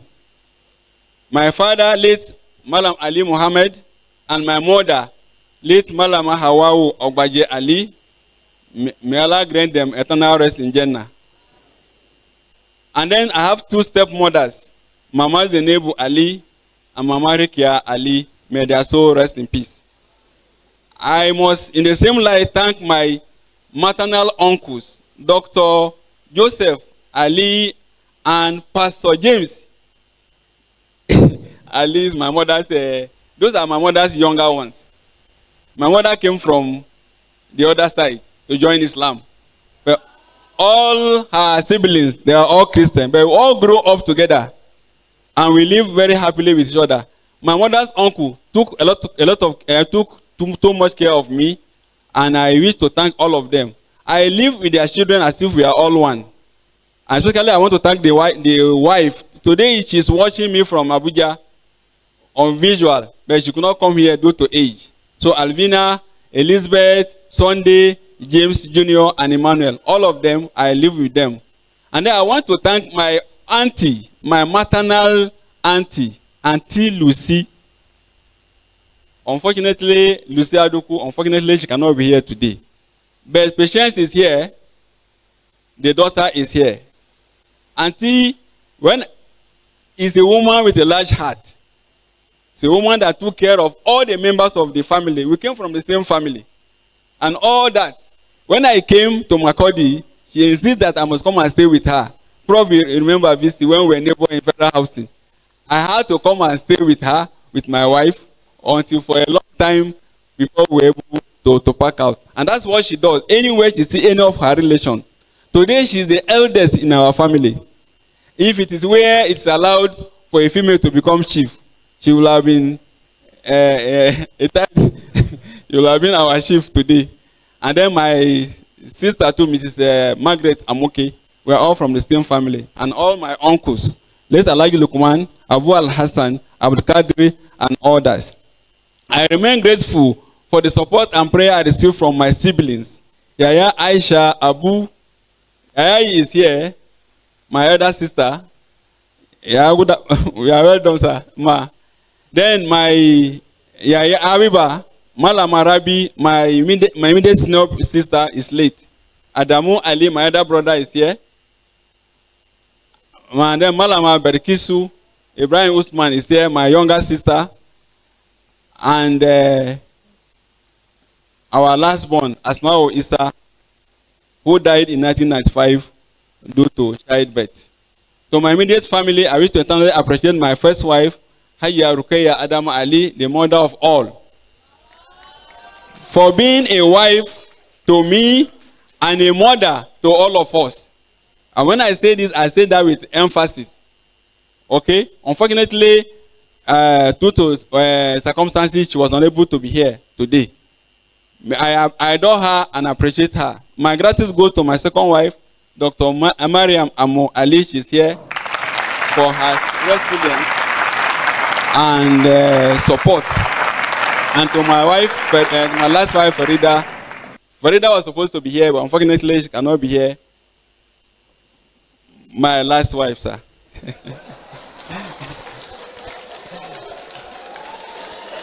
She 5 days ago, she gave birth to a baby boy. And the boy didn't stay just 3 hours. The boy stayed with us and he went back to Allah. So unfortunately, she cannot be here. The mother was supposed to be here too, but unfortunately, she couldn't be here. And to my children, Hawa, Asana, Ali, Hawa, you are here. And Hussein, these are the twins. These are my first twins.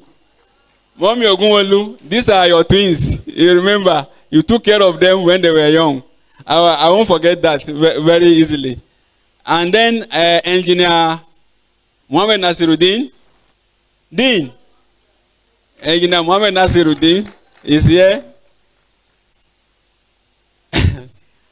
And then Abdul Hamid, the chemist. This one is the chemist, the chemical guru.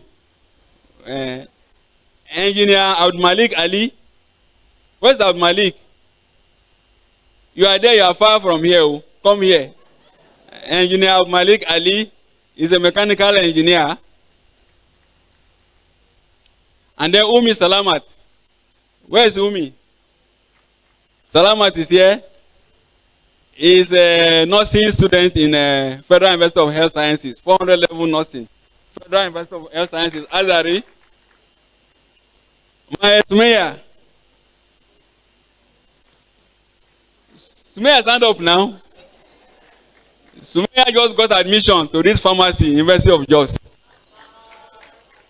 So when the school resumed, she will join them. Incidentally, I was thinking that Salama could not come when we were preparing this paper, but unfortunately, Bauchi State government closed all the schools in Bauchi State. So she has to come. Luckily, she's here to witness this today. So, my last baby is Nana Mariam Ali. They are supposed to be here. Unfortunately, they cannot because the mother is not fine. She couldn't. She's just 2 years. She couldn't be here. And my last baby, Idris. You know, in Islam, when you give birth to a child, you have to name the child immediately. So we named him Idris. And 3 hours later, he left us. May his soul rest in peace. I appreciate all. I appreciate you all my children, for your understanding, love, and care that unify all of us together. To my Islamic teacher, Malam Yahya Udali, and his wife, Lentena, who taught me the rudimentary of Quran and Islamic faith, may Allah grant them Agana Firdaus. And to all his children who took care of me. And I wish to use this opportunity to appreciate late Justice Sheikh Ahmed Lemu, the former Grand Cadi of Niger State, and his wife, Bridget Aisha Lemu, for their guidance and mentorship in the propagation of Islam. I spent my 1-year youth service with Sheikh Lemu, and when I finished, he said, Aminu, you must go and join academic. I said, I don't have desire for it. He said, no, you must go. He was the one that introduced me to Professor Gwandu, the then VC of University of Sokoto. When I went, Gwandu said, okay, Sheikh Lemu send you. I said, yes, okay. Go to the HOD crop production and take any appointment you want. When I went to the HOD, he said, if I'm not coming for plant breeding, then they don't need anybody in entomology. That I must do plant breeding. So when I left Sokoto to Makodi, I spent the whole day around Makodi 12 midnight. And thinking of going back to Sokoto to go and take an appointment did not come again because of that distance. So I didn't go again until I got this appointment here in Makodi. To my teachers and mentors, I remain very grateful. Mr. Eguchi taught me how to read and write in my primary 1 to 4. I remain loyal and grateful to academic fathers and mentors, late Professor E.O. Ogunwolu and his lovely wife, Mama Titi Ogunwolu. I will never forget them, because they introduced me to academic world, and I'm happy that I'm here today.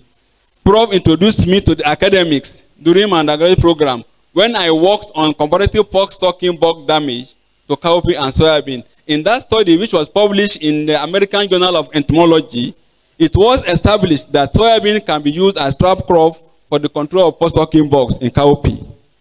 I was so fascinated by the names of the insects that I painstakingly caught from the field.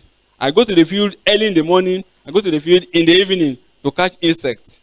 And particularly their names, Clavigulera tomentosicolis, the brown pod stocking bug, Clavigulera shadabi, and Lochnemis corvipes, the large corrid bug, then Nezera viridura, green stink bug, and Aspavia amigera, the stink bug. All of this I did with them. Then others are late Professor A. Ojo, the great maize breeder and Theobroma cacao teacher. Professor L.L. Bello, Professor M.O. Adeyemo. Prof, the little things that matter. Professor Wankiti, the young Miniset professor. Professor Agbede was the founding head of the Department of Soil Science. If you come to Professor Agbede's office and say, good morning, sir, he will not even answer you. He say, what do you want? Go and study. You are a graduate assistant, go and study. Go for your masters. So this is how they introduce us to academic. And Professor A.E. Ojanuga, the father of pedology. Professor Stephen Olushola Ojeniyi of the Federal University of Technology in Akure is somebody I will live to remember. He was here on sabbatical and offered to supervise my MSc after a lot of debate about what discipline I am to specialize in soil science. Subsequently, he also supervised my PhD Ojeni is the Baba of soil tillage in Nigeria and the first founding editor of Soil and Tillage Research Journal. He was also the founder of the International Soil and Tillage Research Organization in Africa. He was almost the life editor of Soil Science Society of Nigerian Journal. He was the founder and editor of Applied Tropical Journal. He was a father, a teacher, a mentor, and a friend. May his soul rest in peace. I will leave Makurdi to Akure. Professor Jenny will wait for me at the park. I will go with my thesis. He will pick me from the park. He will take me to the club to go and eat. We will eat. He will carry me from there to the house. I will sleep in his house. I will go and sleep. He will wake me 5 a.m. to take me to the park. Because whatever work I bring, he will work overnight and give it to me the next morning. I will come back to Makurdi the next day. So may his soul rest in peace. I'm also grateful to Professor Lassar Lal, formerly of IITA, and now at Ohio State University, USA, whose work on soil tillage guided my academic journey. I wish to appreciate other lecturers who taught me in my undergraduate days. Professor APER-AKU, a father and a mentor, Professor Njike, Professor Stephen Ikuyo. Ikuyo told us that pig is the neatest animal on earth. Professor Divi Uza, the Sokoto Gudale, Professor Erabo, Professor Ejembi, Professor Amali, Professor Loma, Professor Kimbi. We in those days, we call him mean, median, and mode because he taught us the statistics. And Professor Ona, the VDT, the calculus man.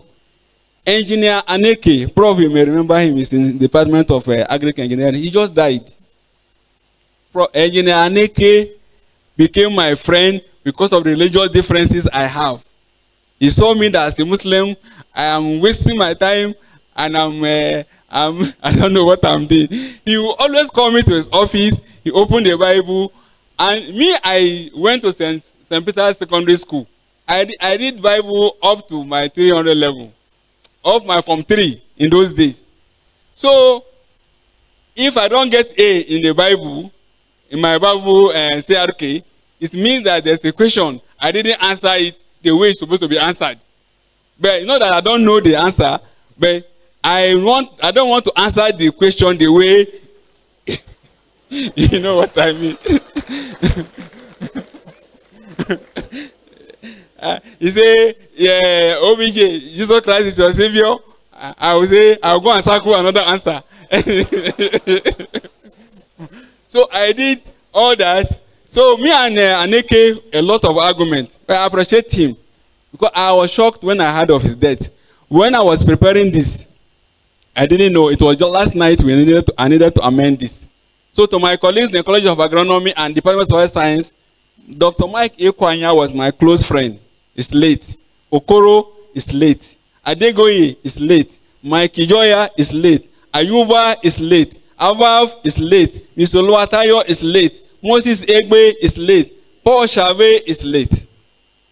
Professor Idoga, I remain grateful. Professor Moses Ogbaji, Professor Moses Obasi, Professor Okwela, Professor Kose, Professor Vange, Professor Kefan, Professor Mrs. Odiaka, and Professor Mrs. Ahom, Dr. Maga, Oko, Usman, Akinyemi, Mr. Kem, Professor Ojo, Professor Idoko, Yola Professor Nsakpa, Professor Mageni, Dr. Chris Eshe, and Ekoya, Professor Abage, our latest professor of pedology, and Dr. A.E. Oshibo, and Professor Oshibo, and Dr. Time.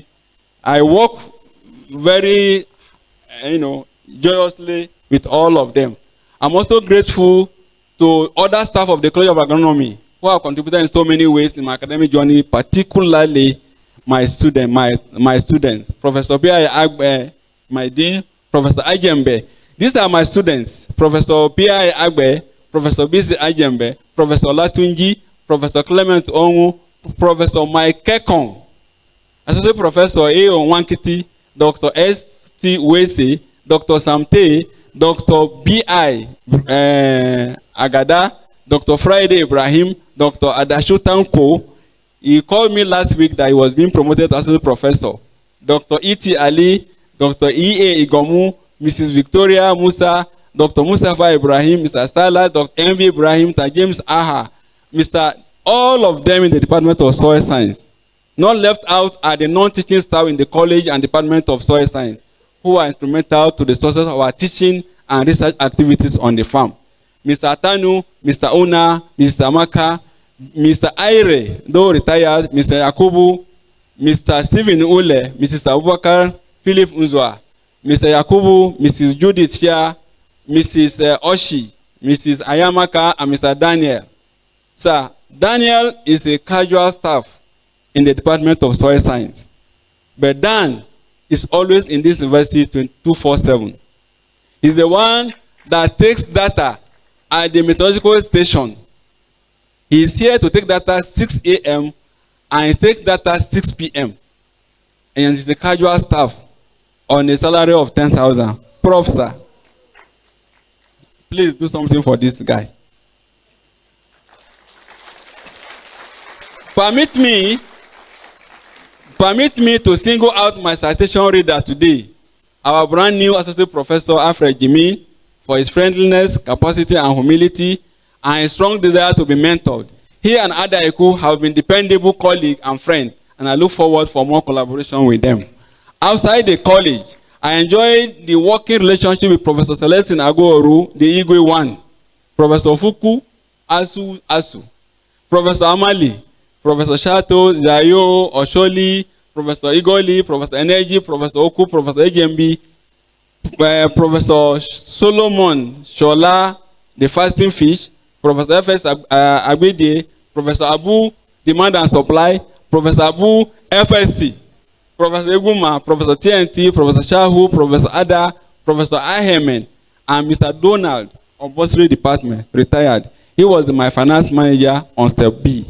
I wish to thank the Vice Chancellor, Professor Ayan Itodo, for this opportunity. I remember when he was putting pressure on me to make this presentation, I told him I needed more time. So today is a reality. I thank you for your kindness and support and for appointing me as the director of the University Farm Center. My appreciation goes to Professor F.S. Idashaba, who employed me in 1991. I am equally grateful to Mr. S.S. Haruna, who was then the executive assistant to Professor Idashaba. I'm grateful to Professor S.O. Amali, former vice of University of Jos. I wish to sincerely thank Professor E. Ogunwolu, who appointed me as the head of the Department of Soil Science in January 2007, when he acted as the acting Vice Chancellor. I'm also grateful to Professor D.V. Uza, under whom I serve as the project manager of Step B, Professor R.A. Kimbi. I remain ever grateful. He processed and announced my professorship in January 2021. With effect from 1st October 2015. Even though I submitted my document for assessment in 2016. Do you understand that? I very much appreciate the love and care I enjoyed among my Muslim brothers and sisters, both in Benue State and at the Benue State, Kogi State, and at the national level. I wish to thank Ustaz Abubakar Umar and his wife, Malama Rahmat Shaibu Abubakar. Is Malama Shaibu here? Is Malama Rahma here? They provided me with accommodation when I entered Makodi with my wife. Without accommodation, when I came, I resumed duty. They gave me a room for 1 year where I stayed. In the same manner, I wish to recall, appreciate the mentorship provided by Brother Zakaria Abubakar Aliyu, Zak, who was always firm and stern on following Islamic ethics in our daily lives. Late Alhaji Ibrahim Abdullahi, son of Kogi State, sponsored my first Hajj to Saudi Arabia in 2008. May Allah forgive his shortcomings. I wish to thank members of Benue State Dawah Committee, Islamic Charity Society of Nigeria, Islamic Propagation Forum, Benue State, the Women in Dawah Organization under the leadership of Hajia Memuna Ogohi. Is Mama here? So, Mama, thank you. You are welcome. The Federation of Muslim Women Association of Nigeria, is Hajia Jamila here? And their members, the Muslim Corporate Association of Nigeria, MSS Benue Area Unit, Makodi Area Council, the Imam and the Muslim community of JOSTUM, the Dawa Coordination Council of Nigeria, the Isan Igala Muslim Community, Benue State, NASFAT, the Ansaruddin, and the Yoruba community under the leadership of Are Adeyemi Apampa. GBWIS Benue State and Jamaat Nasir Islam Benue State, and the Supreme Council for Islamic Affairs under the leadership of the Sultan of Sokoto, Alhaji Saad Abubakar, and Alhaji Garuba Baba. I thank you all for the belief and trust you have in me. I wish to equally thank the Igala Staff Association for their support and encouragement for this inaugural lecture. To my classmates in the university, I remain grateful to them all. Mr. Anebi John, Mr. Ashi Gabriel, and Mr. Pius Shagu. Shagu is late, James Okoro is late, Patrick Ibana is late, and Noel Agbongiagwe. Agbons, as I call him, has been a friend and a brother and has been very supportive. He supported financially to this inaugural lecture. He's in the UK. He couldn't come. We were the first graduate. Profs, permit me to say this. The 84-85 set that graduated in 1989 were the first set of the University of Agriculture, Makurdi. Ashi is carrying the certificate of 001 of this university. Agbongiagwe is carrying certificate of 002 of this university. I have 003. So on this campus, I am the first graduate and the first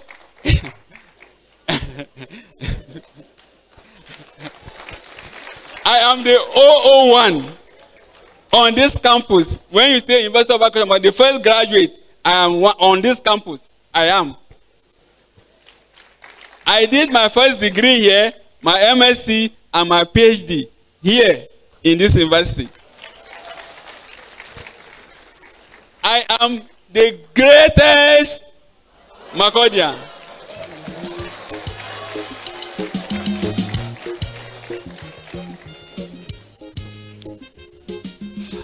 So with deep respect, loyalty, and honor, I thank my in-laws, Pa Adama Oruma and Mama Amina Adama Oruma, for their belief and faith in me when I came to marry their daughter. You know, when I came to marry my first wife, I had no job. So you can imagine you coming to marry somebody. But gracefully they gave me their daughter, and thank God we are here today. I will not forget the role played by my grandfather-in-law, Pa Oruma Otugo of blessed memory, for his friendliness and concern for our well-being. May Allah forgive his shortcomings. I appreciate Mama Mary Amo, my second wife's mother, for her motherly advice and care, and late Pa Amo Yokase. May his soul rest in peace. And to Mr. and Mrs. Dennis Enyi, who are unavoidably absent from this event, I remain grateful. They stood by us in prayers and moral support.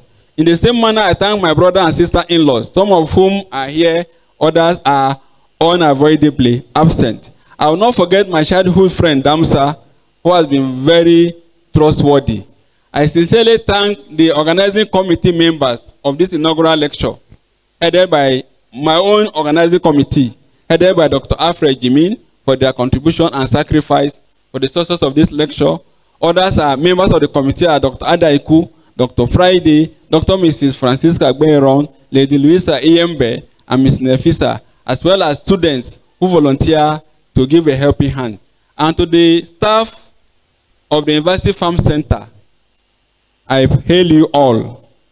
I hope you are here, particularly the unit heads, Mr. Paul Tamen and Engineer Matthew Ekpe, Mr. Gabriel Pilaku, Mr. Francis Tongo, Mrs. Susan Ode, Mrs. Christy Ahule, and Mrs. Mercy Yosha. I wish to thank the arrowheads of the center, Aziz Kayode, Mr. Celestin Doga, and the Bonsoil, and then Engineer Tena Iyana, Malam Idi Idris Amodu, and the active members of the casual workers. I appreciate it all. I wish to use the opportunity to thank the inaugural lecture committee under the leadership of Professor Shaibu Idoga for an outstanding show of hard work and diligence. Honestly, I commend you for this job you have been doing and doing so well. Above all, I give glory, honor, and adoration to Allah, Al-Mulk, Al-Qudus, Al-Wahid, Al-Mumin, Al-Muhammin, Al-Aziz, Al-Jabbar, Al-Awal, Al-Akhir, Al-Wali, Al-Salam. There is none above him. There is none below him, none behind him, none before him, and none by his side to support him. He is one and only one in his kingdom. To him all creatures bow in worship, willingly or unwillingly. And it is him I worship. It is with him I live for, and by his will I will die for his sake. I thank him for the opportunity, and I do so without reservation. Mr. Vice Chancellor, sir, I thank you for your patience with me this afternoon. Sir, I came, I saw. But sir, I cannot conquer the soil. Rather, the soil will conquer all of us. From the earth we came, and to the earth we shall return. Alhamdulillah.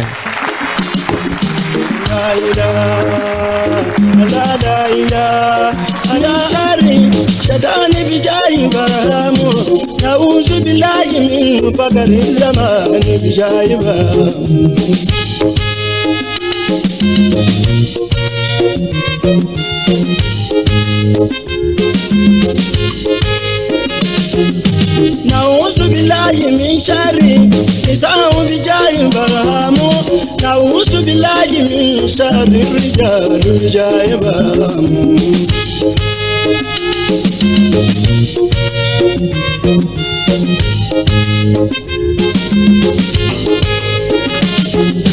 Bismillahi ya Rabbi, nazamtu kasidatu sheki.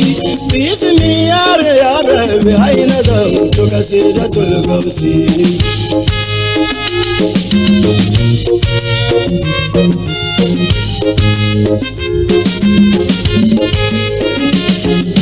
Bismillahi nazamtu kasidatu maliki baramu. Kasidatu maliki baramu ya babir baydabamu.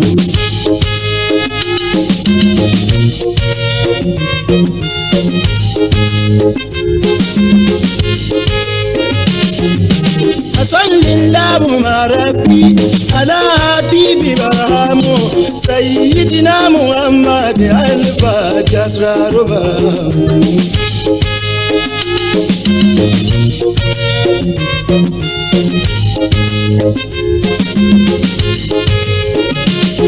Al-Fatih lima kulik Fatih shay baramu. Lima sabaka bi asrari ay banasuru garjibamu.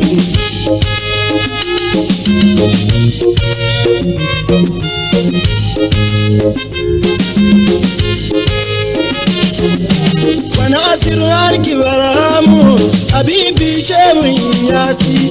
Wanasiru alki bilhaji wala gadi shehu baramu.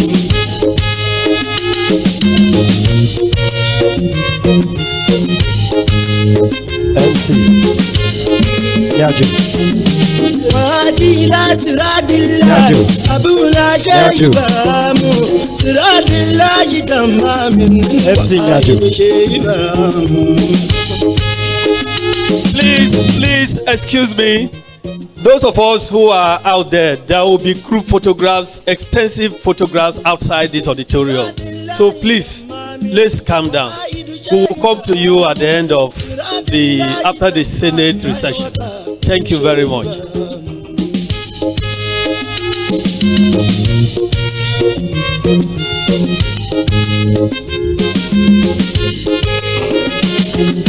Siradillahi tamami Wakaidu shehi baramu. Hakane kadari wa migiladi Alimul min kabamu.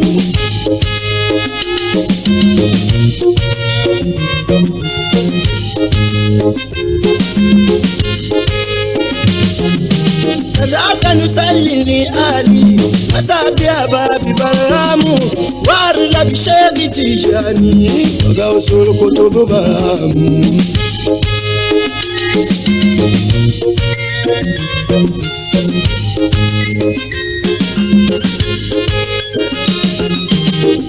l'Abhishek Tijani wa Gausullahi Bahamu Faza Sirril Fati Jami'an Sheikh Bahamu. DJ, please, our most valued audience, this is just one phase of the inaugural lecture. It has not come to our end. Those who are leaving, if they can, please let them return to the auditorium. This is not the end. This is just the presentation of the medallion to the inaugurated professor.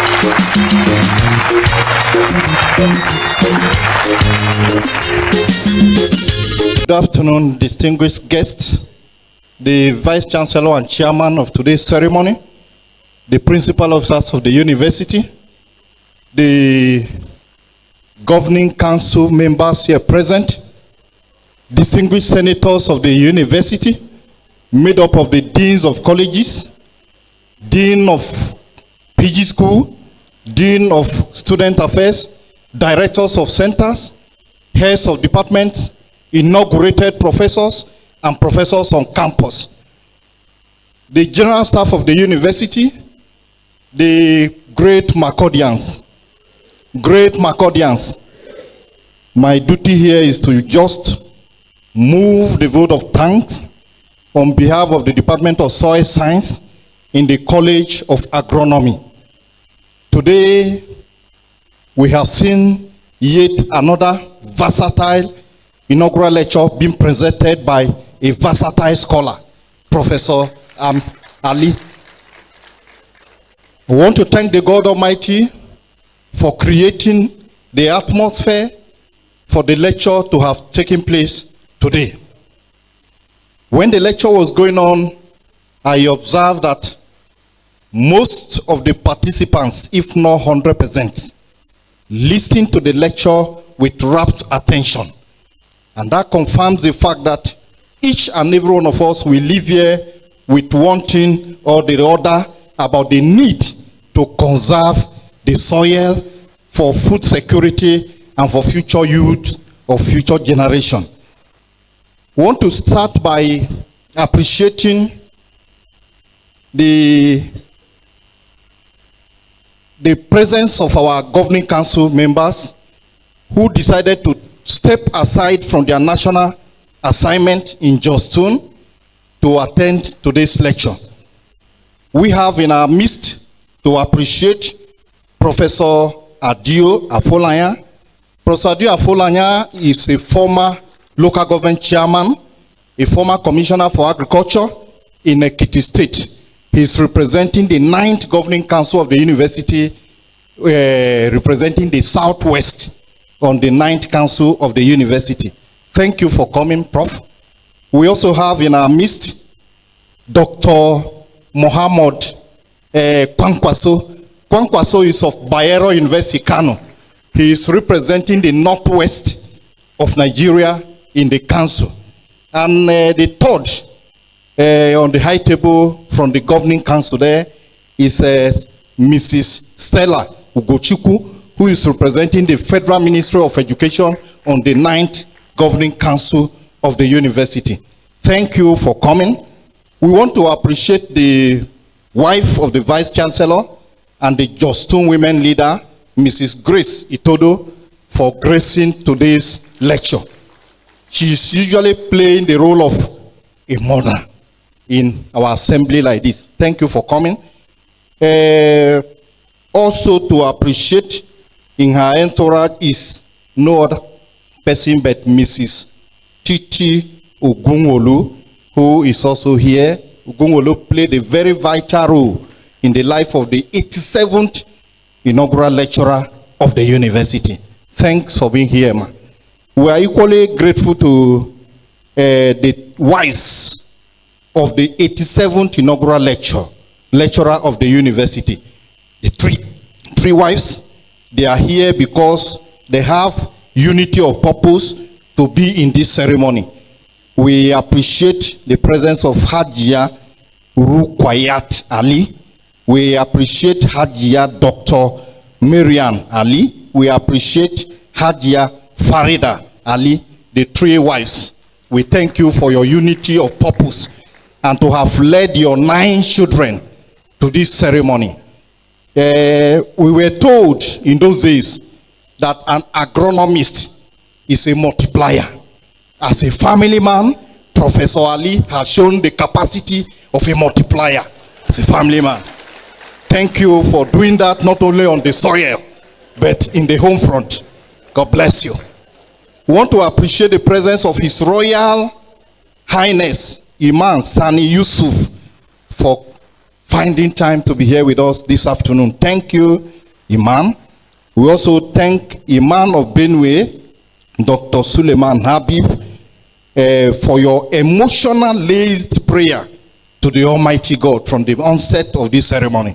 Thank you, Imam of Benue. We also appreciate Imam Sayyidu Muhammad, Imam of Air Force Base. We appreciate your love and sacrifices towards the attendance of today's ceremony. We are equally appreciative of the presence of Haruna Hassana Aliu for your solidarity. Comrade Shaibu Tura, the district head from Lafia of Nasarawa State, with your entourage, the university appreciates you. Thank you for coming. Just like the Department of Soil Science is so equally appreciative of Professor Adam, the Dean of Faculty of Life Sciences, Federal University of Lafia. We are also grateful for the presence of the National Secretary of Kwararafa People's Assembly in today's ceremony. The Igala community in JOSTUM and Makode, they are not left out of our appreciation because I can see your uniforms on your head as headgear or as caps, depending on the sex you belong. I want to thank you for being here. We are equally grateful unto all and sundry whom we cannot mention their name because of your warm expression of your mechanical solidarity towards the 87th inaugural lecturer of JOSTUM. We will not forget the presence of a father in the College of Agronomy, who is also here, is the University Ambassador. I'm talking about the immediate past Commissioner for Agriculture and Rural Development, Professor Moses Opachi. Thank you for your time with us. Before I conclude, the lecture today, in all intents and purposes, has confirmed one thing: the struggle for supremacy between man and soil. The lecturer has highlighted, he has demystified some certain things about that, but it confirms one singular story told by the wise men. And what is this story? The story is that man was contesting for supremacy with the soil. And the panel of judges, before the panel of judges, man said, I am above you. I wee-wee on you, I poo-poo on you, I also pour soapy water on you. And even at times, I pour acid on you. But the soil kept quiet. Then the panel of judges turned to the soil and said, do you have anything to say? He said, no. All I know is that I'm an old person or an old object. I believe in the end justifies the means. At the end of the whole thing, when they gave them the time to appear before the panel of judges, at that time, it was only the soil that appeared. They asked for the man. They say he has died. They say, where is he? They say the soil has swallowed him. And that shows that the soil is supreme to man. And the lecture confirms it. So, therefore, I quite agree with the lecturer when he described the land as a senior business partner of a farmer. Thank you, Mr. 87th inaugural lecturer, for doing us good on this occasion. I want to thank all of you, even as you go back to your respective destinations. The Lord Almighty God will go ahead of you. You are welcome. God bless you.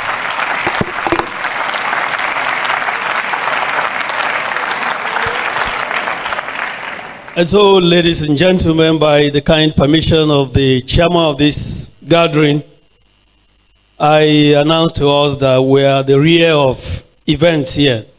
And before we exit, let's make a few announcements. But before that those announcements, I wish to let us know that along the line in the course of the presentation, the chairman, Benue State Muslims Pilgrim Welfare Board, arrived here, and because of the ongoing lecture, we couldn't introduce him. So, ladies and gentlemen, may we put our hands together for Al-Haji Abubakar Adamu Bari, the chairman, Muslim Pilgrims Welfare Board, Benue State. And by this, it means he represents the governor of Benue State here. Please, let's appreciate him once again. Thank you very much. So there will be group photographs outside this arena at the exit of the Senate recession. And then there will also be the anthem said in reverse order. And then I plead to that we endure the few seconds or minutes that it will take the Senate to recess, because as a tradition, we do give honor to those whom honor is due, and that is the members of Senate of the university. So we shouldn't hurry and struggle to get out of this place as they exit. Thank you very much, ladies and gentlemen. It has been Wilfred Martins Nyaju here from the Directorate of Information, Protocol and Public Relations of the university, reaching you alongside my people. And lest I forget, on the 7th of this month, that is precisely coming Sunday, there will be the 2025 annual harvest and Thanksgiving service of the university. We implore you all to gather there as we are gathering here now at the Chapel of the Good Shepherd on your way to the North Core here to witness the event. It starts at 9 a.m. Come one, come all. Thank you very much. I have the pleasure of inviting to the podium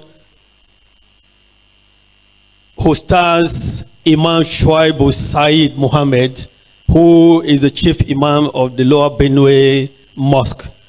For the closing prayers, please, may we put our hands together for him.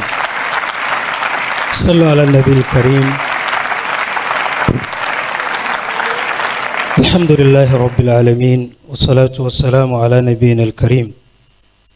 In the name of Allah, the most gracious, the most merciful, we give thanks to Allah subhanahu wa ta'ala, the omnipotent, the omniscience, and the omnipresence. We give all glory to Him for being with us throughout this program. We ask Allah subhanahu wa ta'ala to reward each and every one of us that is here present, starting from the University Senate, the University VC.